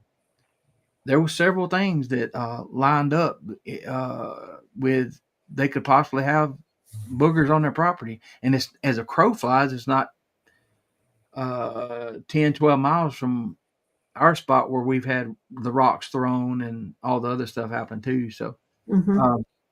now I tell you this story here, when Heather and I first got together, we got married, I bucket list trip, was, when you see some of these videos, like the bison and the Bigfoot in Yellowstone, Yes. I just kind of wanted maybe one of these days to go look the area over, and just kind of see the camera angle and all that. And so we went to front gate of Skinwalker Ranch, and we went over to a couple other places. And when we were in Du Bois, Wyoming, we were traveling. There's a fish hatchery there. You can drive back. There's some land that's not public. You drive through, but the road is. Then you get back where it is public land. You can fish and all that. Well, there were a couple cars on the road, gravel road, old gravel road, and we got 9 miles back in there. Had the windows down. We turned around. We were coming back, driving real slow. I didn't see anybody around anywhere. No cars, no vehicles. And often this is not a hollow. It's just like the mountain might be 2 miles away, but it looks like it's, right there. Mhm. All of a sudden we hear something similar to the Ohio howl, but it wasn't as strong. It wasn't as what I'd heard a few times. Didn't have that volume. Mhm. Of course, the distance was further out there too, right? Yeah. So Heather had the window down, and it's on her side. She has amazing hearing. I knew she heard it. She snapped around and looked at me. She said, "Did you hear that?" I'm like, I'm like, "Yeah, I heard it."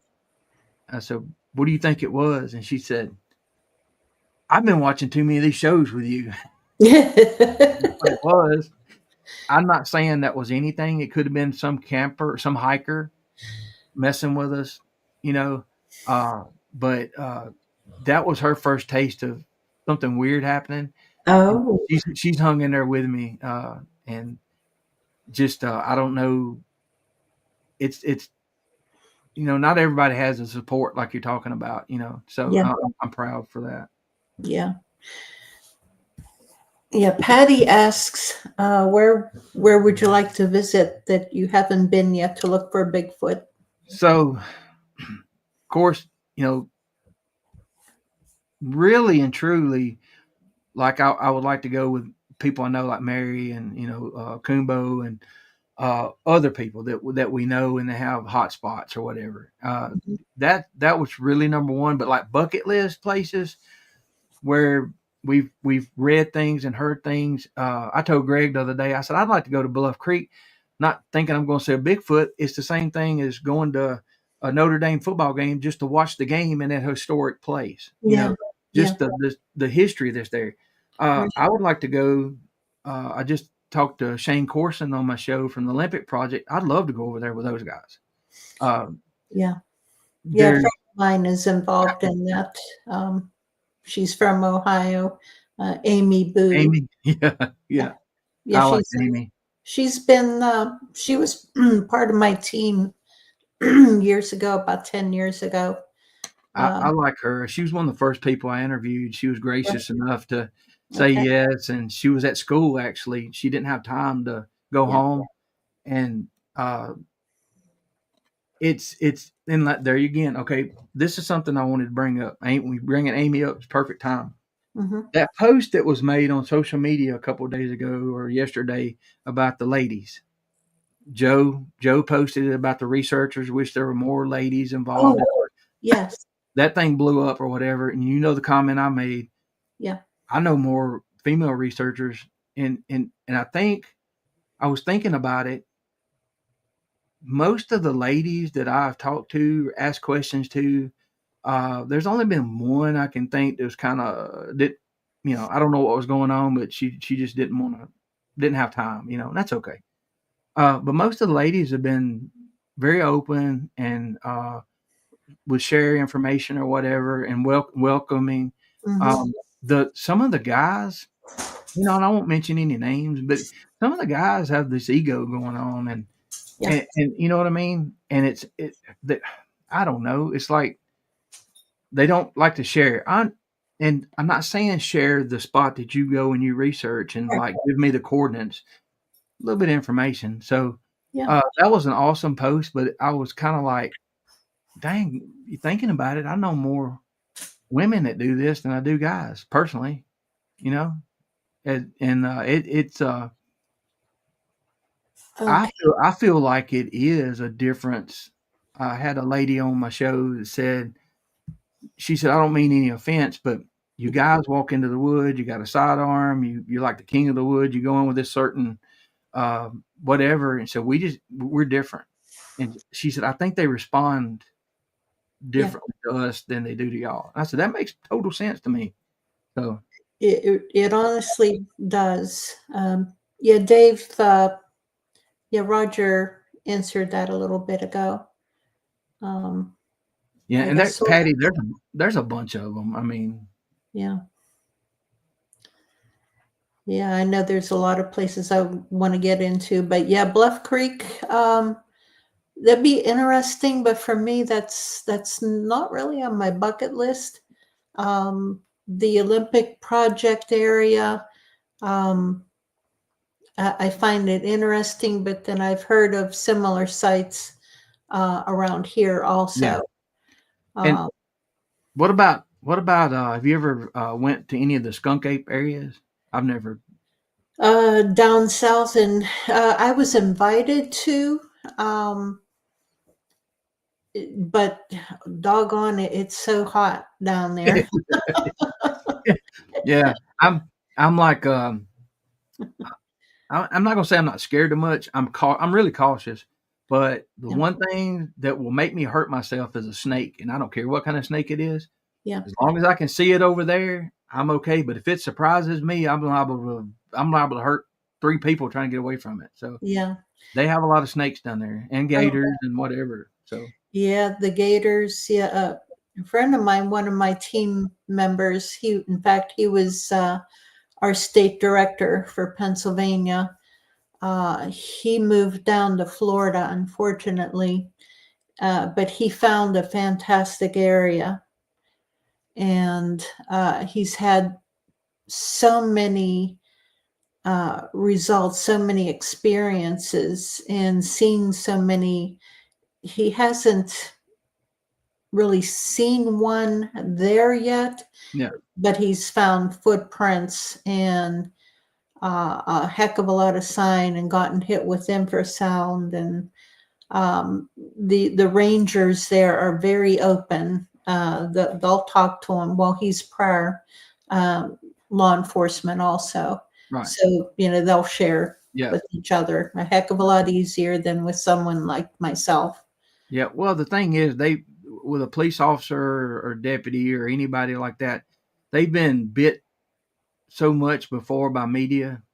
I've Yeah. seen it. I've seen it happen where I'll sit there and watch an interview or whatever, and then the reporter goes and cuts it up and chops it up, and they're actually the words they said. They're just not in the right. They'll take things out and make it look like something that's not. So Yeah. that they shut down on kind of that stuff, and Yeah. I understand it. I've seen it happen to them, and actually knew some reporters here. I did a little work for a little newspaper, very very small, and I was just had a little column once a week. I could talk about whatever I wanted to, Mm. and then they got in a bind. They're like, "Hey, we need you to go ask some questions and write." I'm like, "Well, I'm not a reporter,"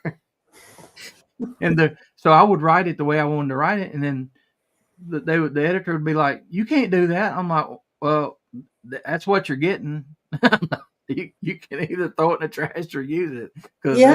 I told you I'm not a trained reporter. Yep. Well, they want you to lie or twist facts to suit whatever their agenda is, and of course, we see that with the with politics now. So I took didn't go to college long, but I got to take a mass media class, and in that class in the early '90s, they showed us how people could be manipulated and how it was really good. It opened my eyes. So now when I see stories on the news or whatever, I kind of laugh because you kind of once you recognize it, you can see what they're doing. mhm. And it's pretty obvious if you just check it out. I Yep. know Melvin's right. Oh me, I have seen some knockdown drag out over you know oh they don't care. They want to sell the newspaper. They'll let out details that you don't want to let out, and ruin your investigation. Yeah, But and anyway, can't do that. But and um, let's see. Oh, yeah, Sheriff Grady. Yeah,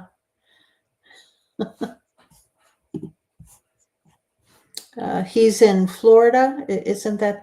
yeah, yeah. I can't remember what county, but he's got a pretty good reputation, although to the criminals. I think I actually know that. And you hear the county all the time. Yeah, he does a heck of a lot of press Yeah, conferences, you tells know, it like it is. highlighting, and he shows the faces of all the criminals and everything. So, yep. Mary, how I know there's no exact, but what do you think the percentages are of people who tell you stories and say don't say my name to ones that come to you and say it's okay? Is it 50-50 or is Less. It's very, very low. yeah, The ones who say, don't share, it's maybe not even 10%.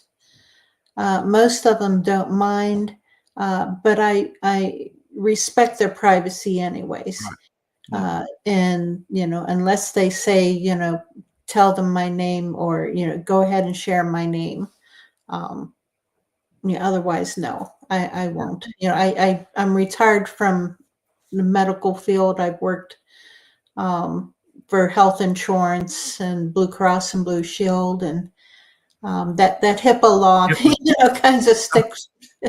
That's I was certified with the HIPAA thing one time, and I studied and took the test and everything. You have to be so careful. And yes, I've been out of that so long, and I'll be somewhere at a business, and I'll see information laying there that's accessible to people. I'm like, oh my god, my boss yep, would have had a fit. yep, Uh, but yeah, I don't. This whole thing has been amazing though, and like I said, I want to thank you and everybody that's welcomed us in because um, I was helping somebody co-host, and it was weird how it all happened, and I would sit there and I couldn't ask like there would be an amazing statement, and I would think of like three questions, but it wasn't my show, and I'm like, you need to ask this and this and this, get just go. And one day I was like, man, I'm gonna try to do this. It was so hard for me. I mean, I don't know anything about a lot of this stuff, and it's not that hard. But if I can learn something a little at a time, I'm okay. But it was all at once, and I'm just. I told Amanda that's helping me co-host now. It's kind of weird how that happened too, but she helps so much. She doesn't have to do much. It's just knowing there's somebody there that can give you a break and have good questions or whatever. Yeah. Um, it it's been a blast. I don't know what's coming of all this, but like I never would have known your name, you know, and I don't even know how.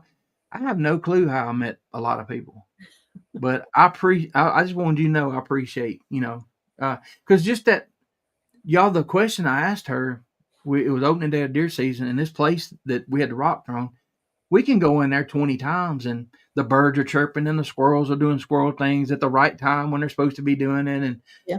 you know, stuff's doing, you know, everything's normal. But when we go in there and it's dead quiet, and of course we all know that, usually there's a bigger predator in the area. If all the snakes and the rats and everything, the squirrels leave, it's probably a hawk, you know? So Yeah. I've seen that happen many times while I was out Mhm. hunting. So this opening day of deer season, I mean, it was just dead quiet. And I was sitting in the fence row and I heard some heavy footfalls just over, and I heard that rock I was talking about earlier. I heard something move a rock, and I heard that grind and that, you know, and I thought, man, the cows never come up here this early, you know, Mhm. and they have been staying close to the barn here lately. We've had a lot of, you know, signs that these things are maybe coming in more. So Oh. the cows are staying close to the barn most of the time. They'll go to the spring Mhm. and back, but they won't, you know. But anyway, I was sitting there in the chair, and y'all, a lot of y'all know you've changed elevation driving up a mountain or down a mountain, and the pressure changes. Yeah. And I was sitting there in that chair, and I heard that sound just out of sight. It wasn't far. It was 40, 50 yards. And all of a sudden, I felt that pressure on my ears, and this right ear started buzzing. Oh. And I'm like, that's weird. And because the only time I've ever felt it is in a vehicle going up in Yeah. elevation. And a couple of times the tornadoes got too close and Mhm. felt it. But I'm thinking, who can I call about this? And I don't remember. It was a few days, and I'm like, you know what? I can send Mary a message. And I asked her if she'd ever, you know, experienced anything like that, and she explained it to me. I don't remember what the answer was, but I was just relieved to, you Yeah. know, hey, well, it's possible. So anyway, and what was the answer? What did you said you'd had it happen to you a few times? You Yeah, remember? yeah, there's been a few places that, you know, I'd be walking through the woods and yeah, you can feel something's different, not only, and it happens different part of your bodies, the way that it hits you. Hmm. But it has hit me, you know, in the ears where it'll feel like I'm stuffed up, or like you said, Hmm. the pressure change whenever you're ascending a mountain, and you feel like, you know, your ears are gonna pop, and um but yeah, and then hearing that, you know, that buzz sound, not quite like tinnitus, but a Right. little bit more. Well, it's almost like it's hard to explain. It's not like it's not in your ear, it's at your ear, but it's Yeah. right. You know what I mean? Yeah. And it's I don't know how if I could. That sounds, you Yeah. know, but it's but that's the thing. When weird stuff happens like that, and that day was a weird day all day, and that's when we walked out that evening just before dark, and Hmm. I believe we spooked one. We were we were being quiet, which was not normal for us. We always, when we're leaving, we talk and kick rocks because we don't want to accidentally walk up on one. Yeah. So it sounded like it turned a quarter turn. Heard the heavy footfalls real fast, and it kicked some leaves, but it was real heavy, and it went, whoa, real right at us, right, just in the dark of the woods, right there, 40 yards away. And Peyton started up with his gun, and I grabbed it. I said, "Oh, you know what Kumbo told us about that?" He Yeah. said, "I would just want to look through the scope." And I pushed the gun down, and I did like Greg. I was like, "Hey, we're leaving," Mhm. or whatever. And didn't hear anything leave, didn't hear anything move, no more. No, but as Yeah. soon as we did that, we turned and left. And Peyton said, "What was that?" And I'm like, "Peyton, you know what? It's probably about time we just go ahead and admit."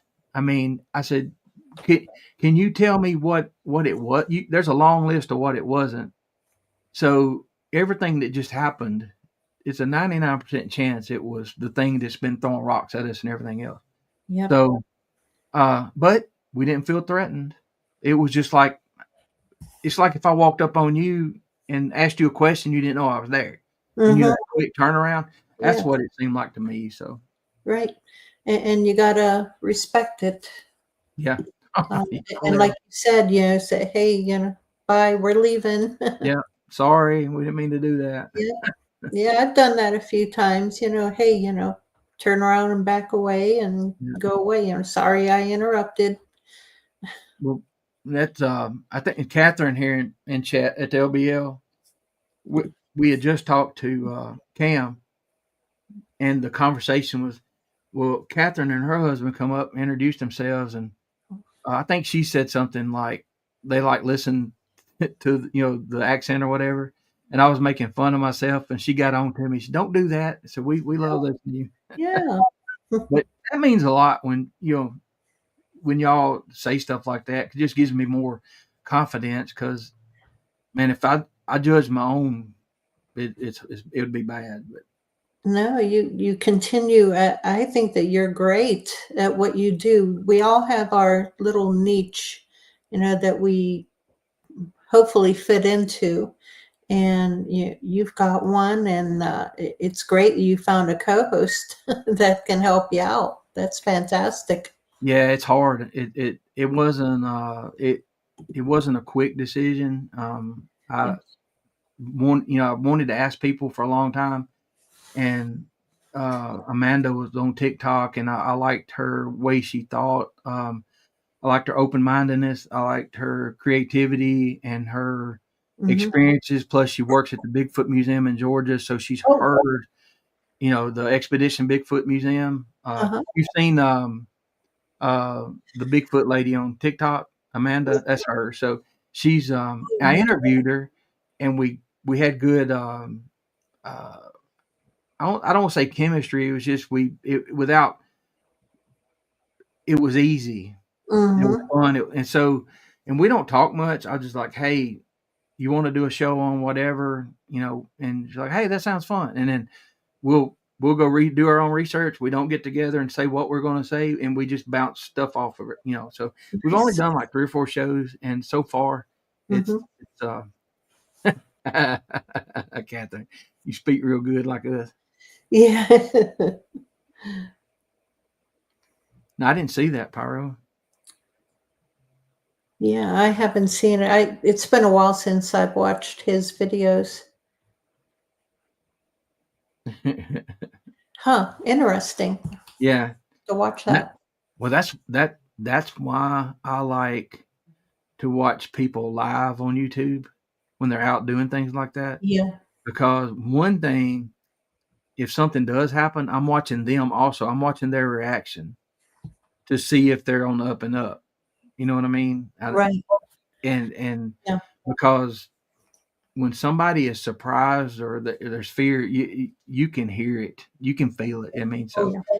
but I don't care who it is. If they're out in the woods walking around, I'm locked in, and I'm a sucker for the boots on the ground lives. Yeah, yeah, I used to do more of them, way back when, but, not so much anymore. Not so much. I understand. I don't know how much I'm gonna get to do from now on, but Yeah, but maybe we'll get to do some. I think DD David and DD came from Oregon to the LBL meet and greet, and Dee Dee was we had met them, and I they didn't know who Cam was. I mean, Cam's just standing there. He's a big man. He was just standing there with all, and he said something, and Dee Dee, I think she was running in place. Oh, we listen to you so much because he's so unique. You know, he don't have to say his name. But Yep, you recognize his voice, you know. And for those who don't know, Cam Buckner, he's Dixie Cryptid, yeah, YouTube channel. And as a matter of fact, he did one of my stories a few years ago that he read off, which was fun. he's a good guy. He is. Like I said, though, it's very down to earth. And I think Dave, we'll keep Dee Dee in our prayers. Yeah. I think I've always believed that good people gravitate towards good people. You know, so you just do what you do, be honest, be who you are, and your group will grow with like-minded folks. And it don't have to be big. I when people start getting into this and they're worried about their subscriber count or whatever, I've seen people boom overnight, go from 2,000 or 3,000, and they'll be on a documentary, and then now they got 20,000. You can't chat anymore. The chat's flying by. You don't get the questions, and there's trolls like every other one's a troll. So yeah. Man. Yeah, I think on last week's podcast, there was a troll that jumped in the chat. Oh goodness, she must have had a dozen different accounts, because she kept, every time I would block her, she would keep jumping. I assume it was a woman, but whatever it was, they had about a dozen different accounts. When was it? Keep coming in. Last week. We had that happen to us the week before. Oh. And it was, you're right, it was right at the end, and it was like boom, boom, boom, boom, boom, and we were banning as quick as we could, and it's funny, and it not funny, Yeah, because I didn't know how to make anyone a moderator, and finally somebody told me how to do that, so I made Dave a moderator. Well, don't feel bad, because everything that I had to ask somebody, and our security guy Wendell started his own channel, and I've had so many people help me. I sent him a few messages. Hey, you need to do this, do this, do this. I don't mean to tell you what to do, but I had to ask people, so I sent him a few tips or whatever to help him, do his thing, because that's one thing you need some moderators. And the thing about moderators, y'all, I appreciate all of mine, and because it's an unpaid thing, and it's and we can't have everybody do it. I've got a lot of people doing it, but I try to get a good mixture of people that's going to be there. And some of them like, I'm sorry I couldn't be there. No, man, it's cool. I don't expect you to, it's not a job. You ain't clocking in. You're just helping out, and I appreciate it. Yeah, absolutely. Yeah, Phyllis, I agree. But unfortunately, the only way that I can assign someone as a moderator, they have to make a comment on one of my videos, not in the chat, but on a video. So, that's how you do it. And so if anyone wants to volunteer to be a moderator, and I know you, because I have to know you and I have to trust you, comment on one of my other videos, or wait until this one is over and then comment in the comment section. I tell you something funny. Billy Schilling, a few weeks ago, after a while, I think a lot of mine were gone. Like the blue wrenches were gone, and because I took a break for a while, and so I didn't ask. I just made Billy one, and he sent me a message. He's like, I don't know what this is. I don't know how to use it. And I'm like, well, and I told him how to do it. The first time he was just playing with it, and I had a new guy come to the channel, and he banned him from live, and I'm like, or whatever. He banned him, and he said, "Oh man, I kicked him out. I didn't mean to." I said, "It's okay." And whoever that is, I'm sorry. I don't know. Oh well. But he he was freaking out. I said, "It's okay, Billy." I know it's a learning curve with this. It really is, and I still am learning how to put up images on here. Oh, Hey, yeah. Spencer, how you doing? Hey, Spencer, what'd you cook us? Well, with the pictures, it's really hard, but I found the easiest way is you're using you're using StreamYard. Yeah. So take your picture on your phone and go into StreamYard on your phone. Type, go and go into the in there, and you can add the picture. Excuse me, so much easier to the media from your phone than you can from the computer. I don't. It's hard, but you can you can do multiples. Like if I have 6 pictures to add, I just click those 6 and it'll put them on there. So that now video is a little tougher. Yeah. But yeah, videos. What I've done is I'll make I'll put them over in the what they have now is media assets. Yeah. And I'll play it from there. Now, there was a comment about the limb broken. Okay. Was that from Todd? And that reminded me, I had a family member, and I promised him I wouldn't say his name. I'll make the story quick, but he said, "Man, I appreciate you telling your story because that made some things happen to me." Now, this is 5 years ago. It's pretty recent. He said, "Make some things that happened to me make sense." And so he had told me he'd been out on his porch with his dogs, and something screamed. It sounded like a mixture between a woman and an elephant, is what he said. And the dogs ran inside. He ran inside, and then a few weeks later, opening the deer season, they had a shooting blind, really nice. The windows were open, got a little heater in it, got the doors and the chairs, and so he said he walked diagonally down the hill across this field to this thing, and he said there's a hickory tree to the left. If you're looking out of it towards the field, there's a hickory tree to the left, and it's a really big old hickory tree. And he said, I've always looked at that thing and hope. And his daddy smokes meat. He's really good. He taught me how to do it years ago. He said, I always thinking, boy, I hope my daddy don't see this thing because he'll cut it down and use it to cook with. And he said so he walked diagonally across in the dark, got to it, got inside, and he heard something that was he said it was definitely an animal, and it was deep, guttural, growling type, whatever. He said then he heard this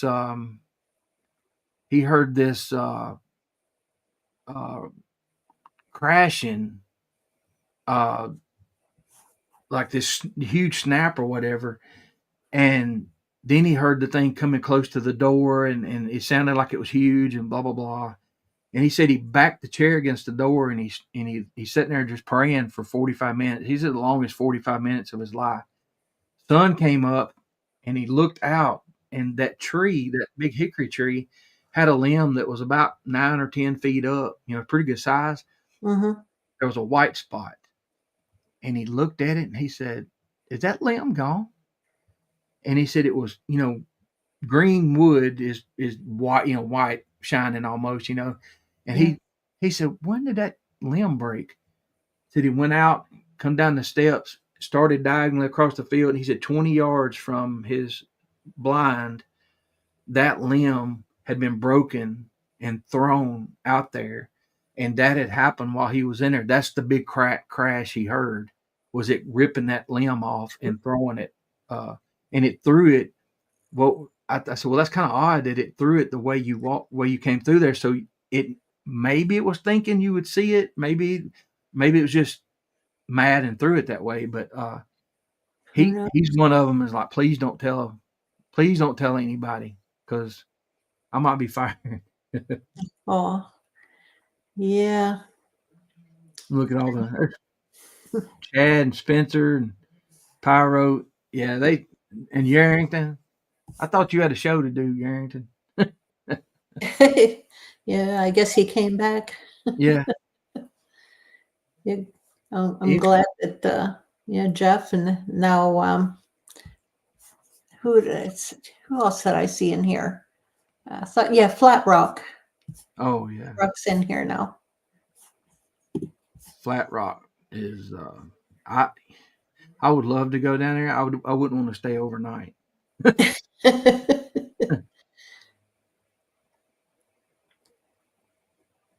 Okay, yeah. Wow. Yeah, this is at our research area, one of the research areas that we go to in the Allegheny National Forest. Oh, okay. Thank you, Todd. Yeah. Um, yeah, he'll share the recording on here.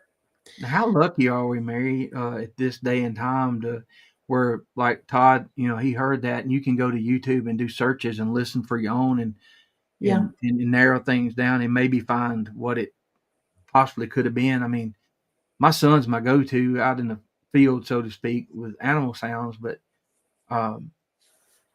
before I started doing this, getting into it, I knew what our local stuff sounded like, but even some of those make sounds I didn't realize that they were doing.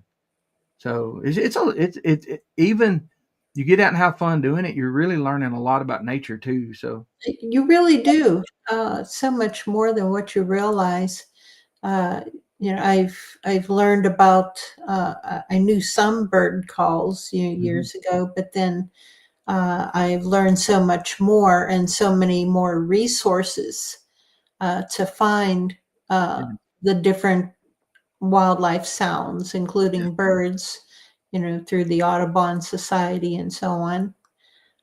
that's very valuable, to and I mean, there's things that I've seen, and what reason I watch, I say little shows because you got the big shows, they do their thing, Yeah. but I watch all of our shows because you never know what kind of nugget's going to pop up. One night, I Yeah.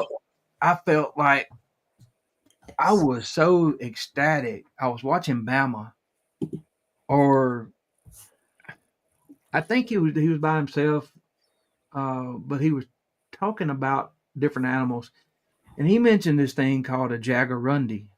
Okay. I've never heard of a jaguarundi, Yeah. and I'm like, what? And so he was talking about what it looked like or whatever, and how it used to be native to here or whatever. And so I Googled it, and as soon as that picture popped up, I was like, oh my god, oh my god! Me and my buddy saw one when we were 17. It ran out in Really? front of us. Yes, it was about 50, 60 pounds. It was a female. She had narrow shoulders. And the thing is, from 70 yards away, it looked black. Mm-hmm. It looked like the Black Panther everybody talks Right. about, right?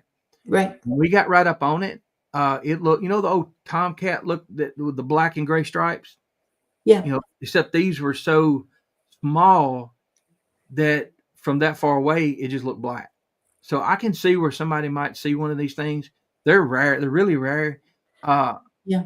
I was like, which I know everybody else thought I was crazy, but I was so glad to figure out what that thing was. Yeah.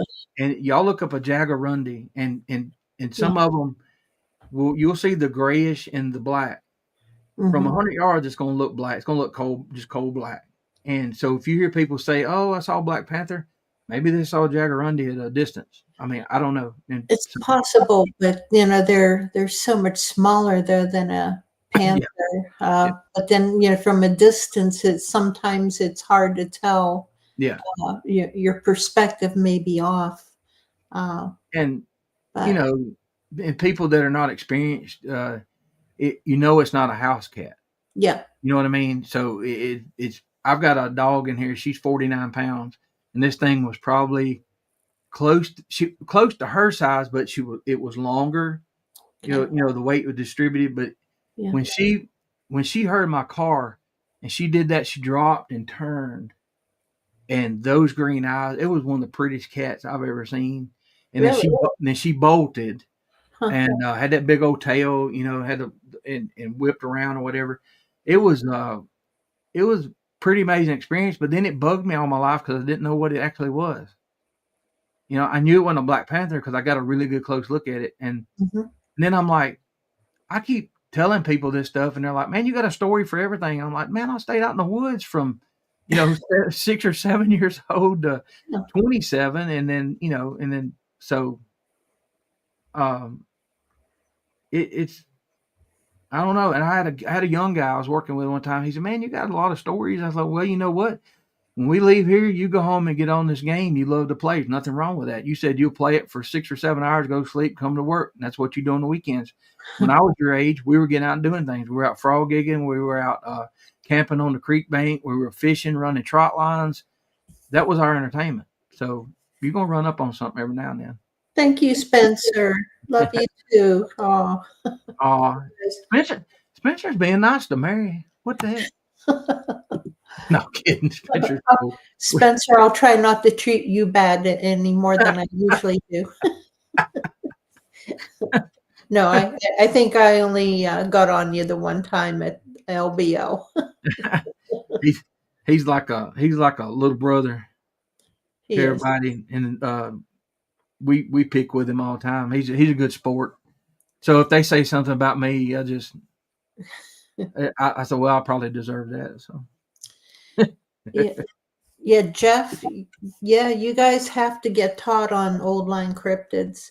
Todd, he's the Bigfoot New York Todd.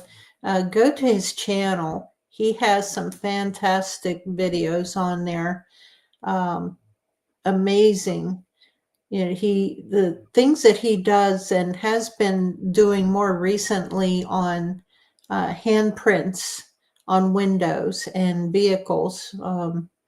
He's pulled the prints from my truck at our research area and off windows, and it's pretty crazy what the Bigfoot are doing up there in our area. Well, I've got a question for y'all since y'all are like been researching forever. I was, you get to thinking about certain things, and with the Bigfoot having the flexible foot and all that, I got to thinking. Mark Green was telling this story one time, and a few other people said they dropped down on all fours and took off. Yeah. I'm like, well, if that's the case, shouldn't there be a half a footprint of just the front? Yeah. Have you ever found anything like that? Yes, in Oklahoma. We found a few. We found knuckle prints, and whenever they're quadrupedal, they'll walk on the ball of foot. It's more like up here. Yeah. Okay. And like I said, I'm the new guy, so when he was telling the story, I'm thinking, dang. So if I'm out looking for prints and I see that and it's fresh, then I might run one off and didn't even know it. Yeah. So, okay. It's good information to have. It may not ever come into play, but I asked a researcher from out west one time, just in chat, people have shows, and I asked him about it, and he said, yeah, it was just the ball of the feet where it dropped down and took off. I'm like, oh, okay, cool. Right. Yeah, they were, it was in the sand, and a sandbar along the creek. And, we found the knuckle prints and, the prints where it was up on the ball of the foot. Very unusual, but, very neat though. Yeah. Yeah. I mean, that's just confirmation. Yeah. Of what people have always said, like, well, if it does have a flexible foot, that's what it would do. I mean, right there, there it is. Well, it's, you learn a little bit about, in this field, I don't know if you can call this a field, in this interest. Yeah. You run into so many different things and jump down in so many rabbit holes. You find yourself researching anything from primates to primate physiology and vocalizations of unusual animals and primate teeth, and, the bite pressure. Yeah, and what, 30 years ago, would you have thought that you'd been looking up primate teeth? No, I mean, no. When we saw the orb, we'll call it, and it looked like plasma, the next day I'm Googling bioluminescent like mushrooms, whatever what could be in the woods in Tennessee and all that. And I learned some things from that. I've never seen it, but my sister-in-law, they were riding horses one night, and they said they were coming around a bend, and the horses started freaking out, and there was something glowing on the ground. It was a bunch of it, and it ended up being some of that, fungus or whatever, mushrooms or whatever. I don't remember exactly what she said, but I've never seen that. But to think about it, when I have been out in the woods at night when I was younger, it was always around a creek where we were camping or a river where we were running trot lines or whatever. So I wasn't out deep in the woods, Yeah. Yeah. Check your vehicle after you return from even after hunting, check your vehicle. Check around, down around your wheel well, along the side of the vehicle, for handprints. Yeah. It would make sense that they're, even we're curious, if somebody came and pulled up in my yard tonight and I didn't know it, and I got up and saw tracks, or maybe there was a car parked in my yard, and that's what I'm gonna do. I'm gonna go over there and do the same thing, be looking around, looking inside of it and all that. So what, Spencer Rogers, what? Roger's son, his son. I don't know. Spencer been drinking. Glowworms, pyro. Y'all got some wild stuff out there. I heard Pyro knows the guy. I don't know if y'all ever heard Holler Tiger out in Oklahoma. I interviewed him, and Pyro sent me some stuff today. But when I was talking to him, I had some missing time with some buddies one time out frog gigging. He said, yeah, you got to be careful around that water and them little people. And I'm like, wait, what? So there's a lot of stuff to learn out there that I don't know if I want to know about, actually. Yeah. Oh, man. I keep telling people, you don't know what you're going to get into once you get into Bigfooting. I say, it's a rabbit hole, but that's a rabbit hole that leads into 1,000 times other rabbit holes. Branches off like it does. It's crazy. Well, I got overwhelmed. I was trying to take it all in at first, and I'd sit back and like, you know what? I'm gonna have to pace myself, or I'm gonna burn out pretty fast, or I'm gonna just like set it down. Like I don't want to know. Yeah. Oh, it's so easy. Blackie, that's West Virginia, also in sections of Western Pennsylvania. It's like that. Hillbillies. Yep. Oh, me. Yes, as long as they don't put banana in the tailpipe. Yes. Yeah, they better not. Oh, the one time we were, I was sitting with Todd and the property owners at their place on the porch, and we're just sitting there talking, and we heard a bang, and apparently the Bigfoot, we went around, and because the lady owns the property said she thought she saw a bear over there. So we went over and found handprints on the side of my truck. And what happened, the bang was him hitting the tonneau cover on top of the bed of the truck, to get our attention, because we weren't paying attention, apparently. Catherine, yeah, it's starting. I feel like I got an oak block in my, and I'm trying to sit on it, but it's inside. Yeah.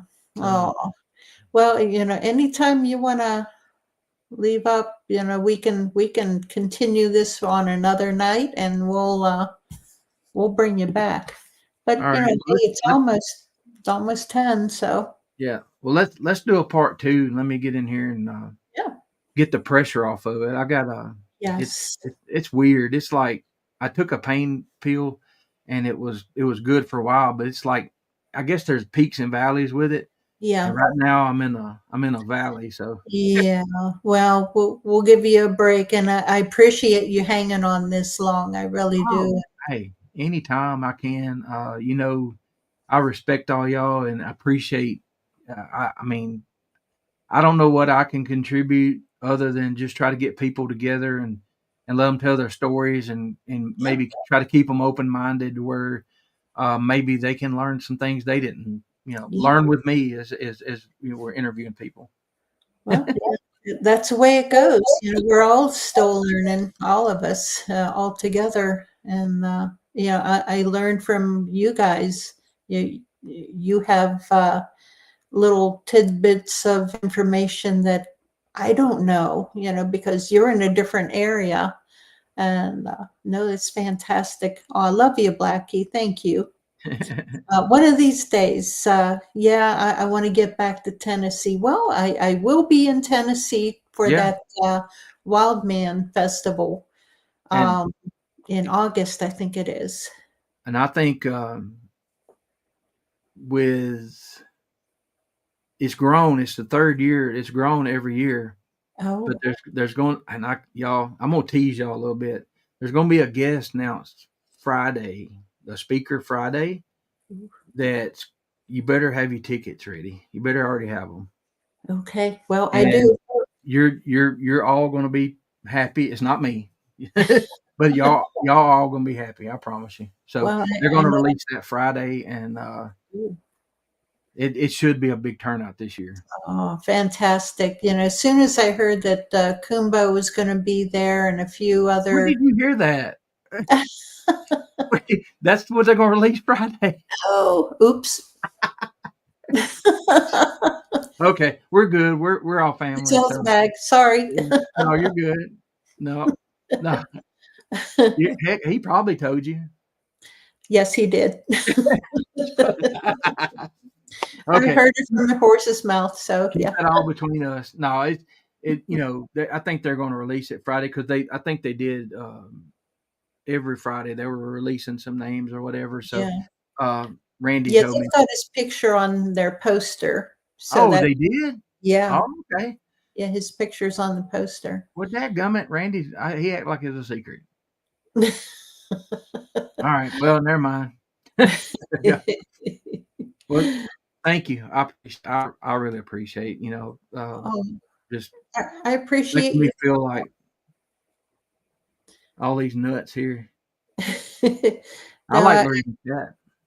yeah, I do appreciate you coming on and in pain. And I was trying to, I was watching you. I saw you shifting a little bit, and I could tell, okay, time's getting on. You're probably Yeah.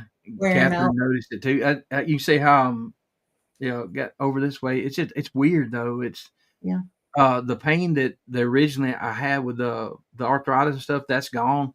But there's several more different ones. And it's getting better. I mean, it's I'm trying to walk around the house some without the cane, but I'm just being careful. And it's like I said, it's improving. It's just going to take a while. Oh, do you take any supplements like collagen or something like that? I got a few things here that y'all. I've had people recommend, and some of it I just hadn't been just fell off the wagon a little bit. Yeah. But when you're taking stuff and you let it build up, you feel so much better with the natural stuff. Yep, you do. You do. So much healthier for you than putting chemicals into your body. Yeah, they tried to tell me one thing they was wanting me to take. I've always had great cholesterol, and so now I'm back like right there. It's just a little bit high, and they're like, "Oh, we're gonna put you on statin." I'm like, "No, you're not. I mean, just let me eat better. I mean, let me Mm, try. Don't just automatically." I said, "I respect y'all and everything, but the answer to everything ain't putting me on a medicine." So yeah. Yeah, I know one medicine that my doctor put me on almost, well, it sent me to the emergency room, almost killed me. Uh, and Yes, I threw that immediately in the trash as soon as I got home. Yeah. And the thing is, they might feel bad about it, but they're gonna be playing golf 2 days later. I mean, and then so They don't care. She was trying to push another chemical on me, and I said, no, don't bother. yep. Yep. I'll handle this a different way. All But right, y'all. okay. All right. Thank you so much, Roger. And Yeah. yes, we're going to continue this. We'll schedule it for another time for part 2, All right. your Squatch and Holler part 2. And we'll have, I can't wait to see Bigfoot New York Todd on the Old Line Cryptids, and get him on your show too, Roger. He's fascinating. Okay. And Um, I can't usually I can just click on like their name and it'll carry you to their channel. I don't think I can do it right here, but I'll go back and does it work after like tomorrow when you can look at chat? Can you click on their name and the uh, link carry? I don't know. I don't think not in chat, Okay. maybe, but just type, write out if you have a pencil and paper handy, just write it out. But it's Bigfoot NY Todd. Yeah, Bigfoot, all together, all one word. Bigfoot, NY Todd. Okay. Yeah. All right. Oh, okay. Yeah, I'll share his. He says share his phone number with you, so There yeah, you go. I'll send that to you. All right. Thank you, ma'am. Oh, Thank you're welcome. thank you, And everybody. and I think I'm just going to close this down completely, guys. I appreciate you coming on, joining us, and we'll see y'all next week. All right. Y'all All have right. a good rest of the week. Okay. You too. God bless everyone.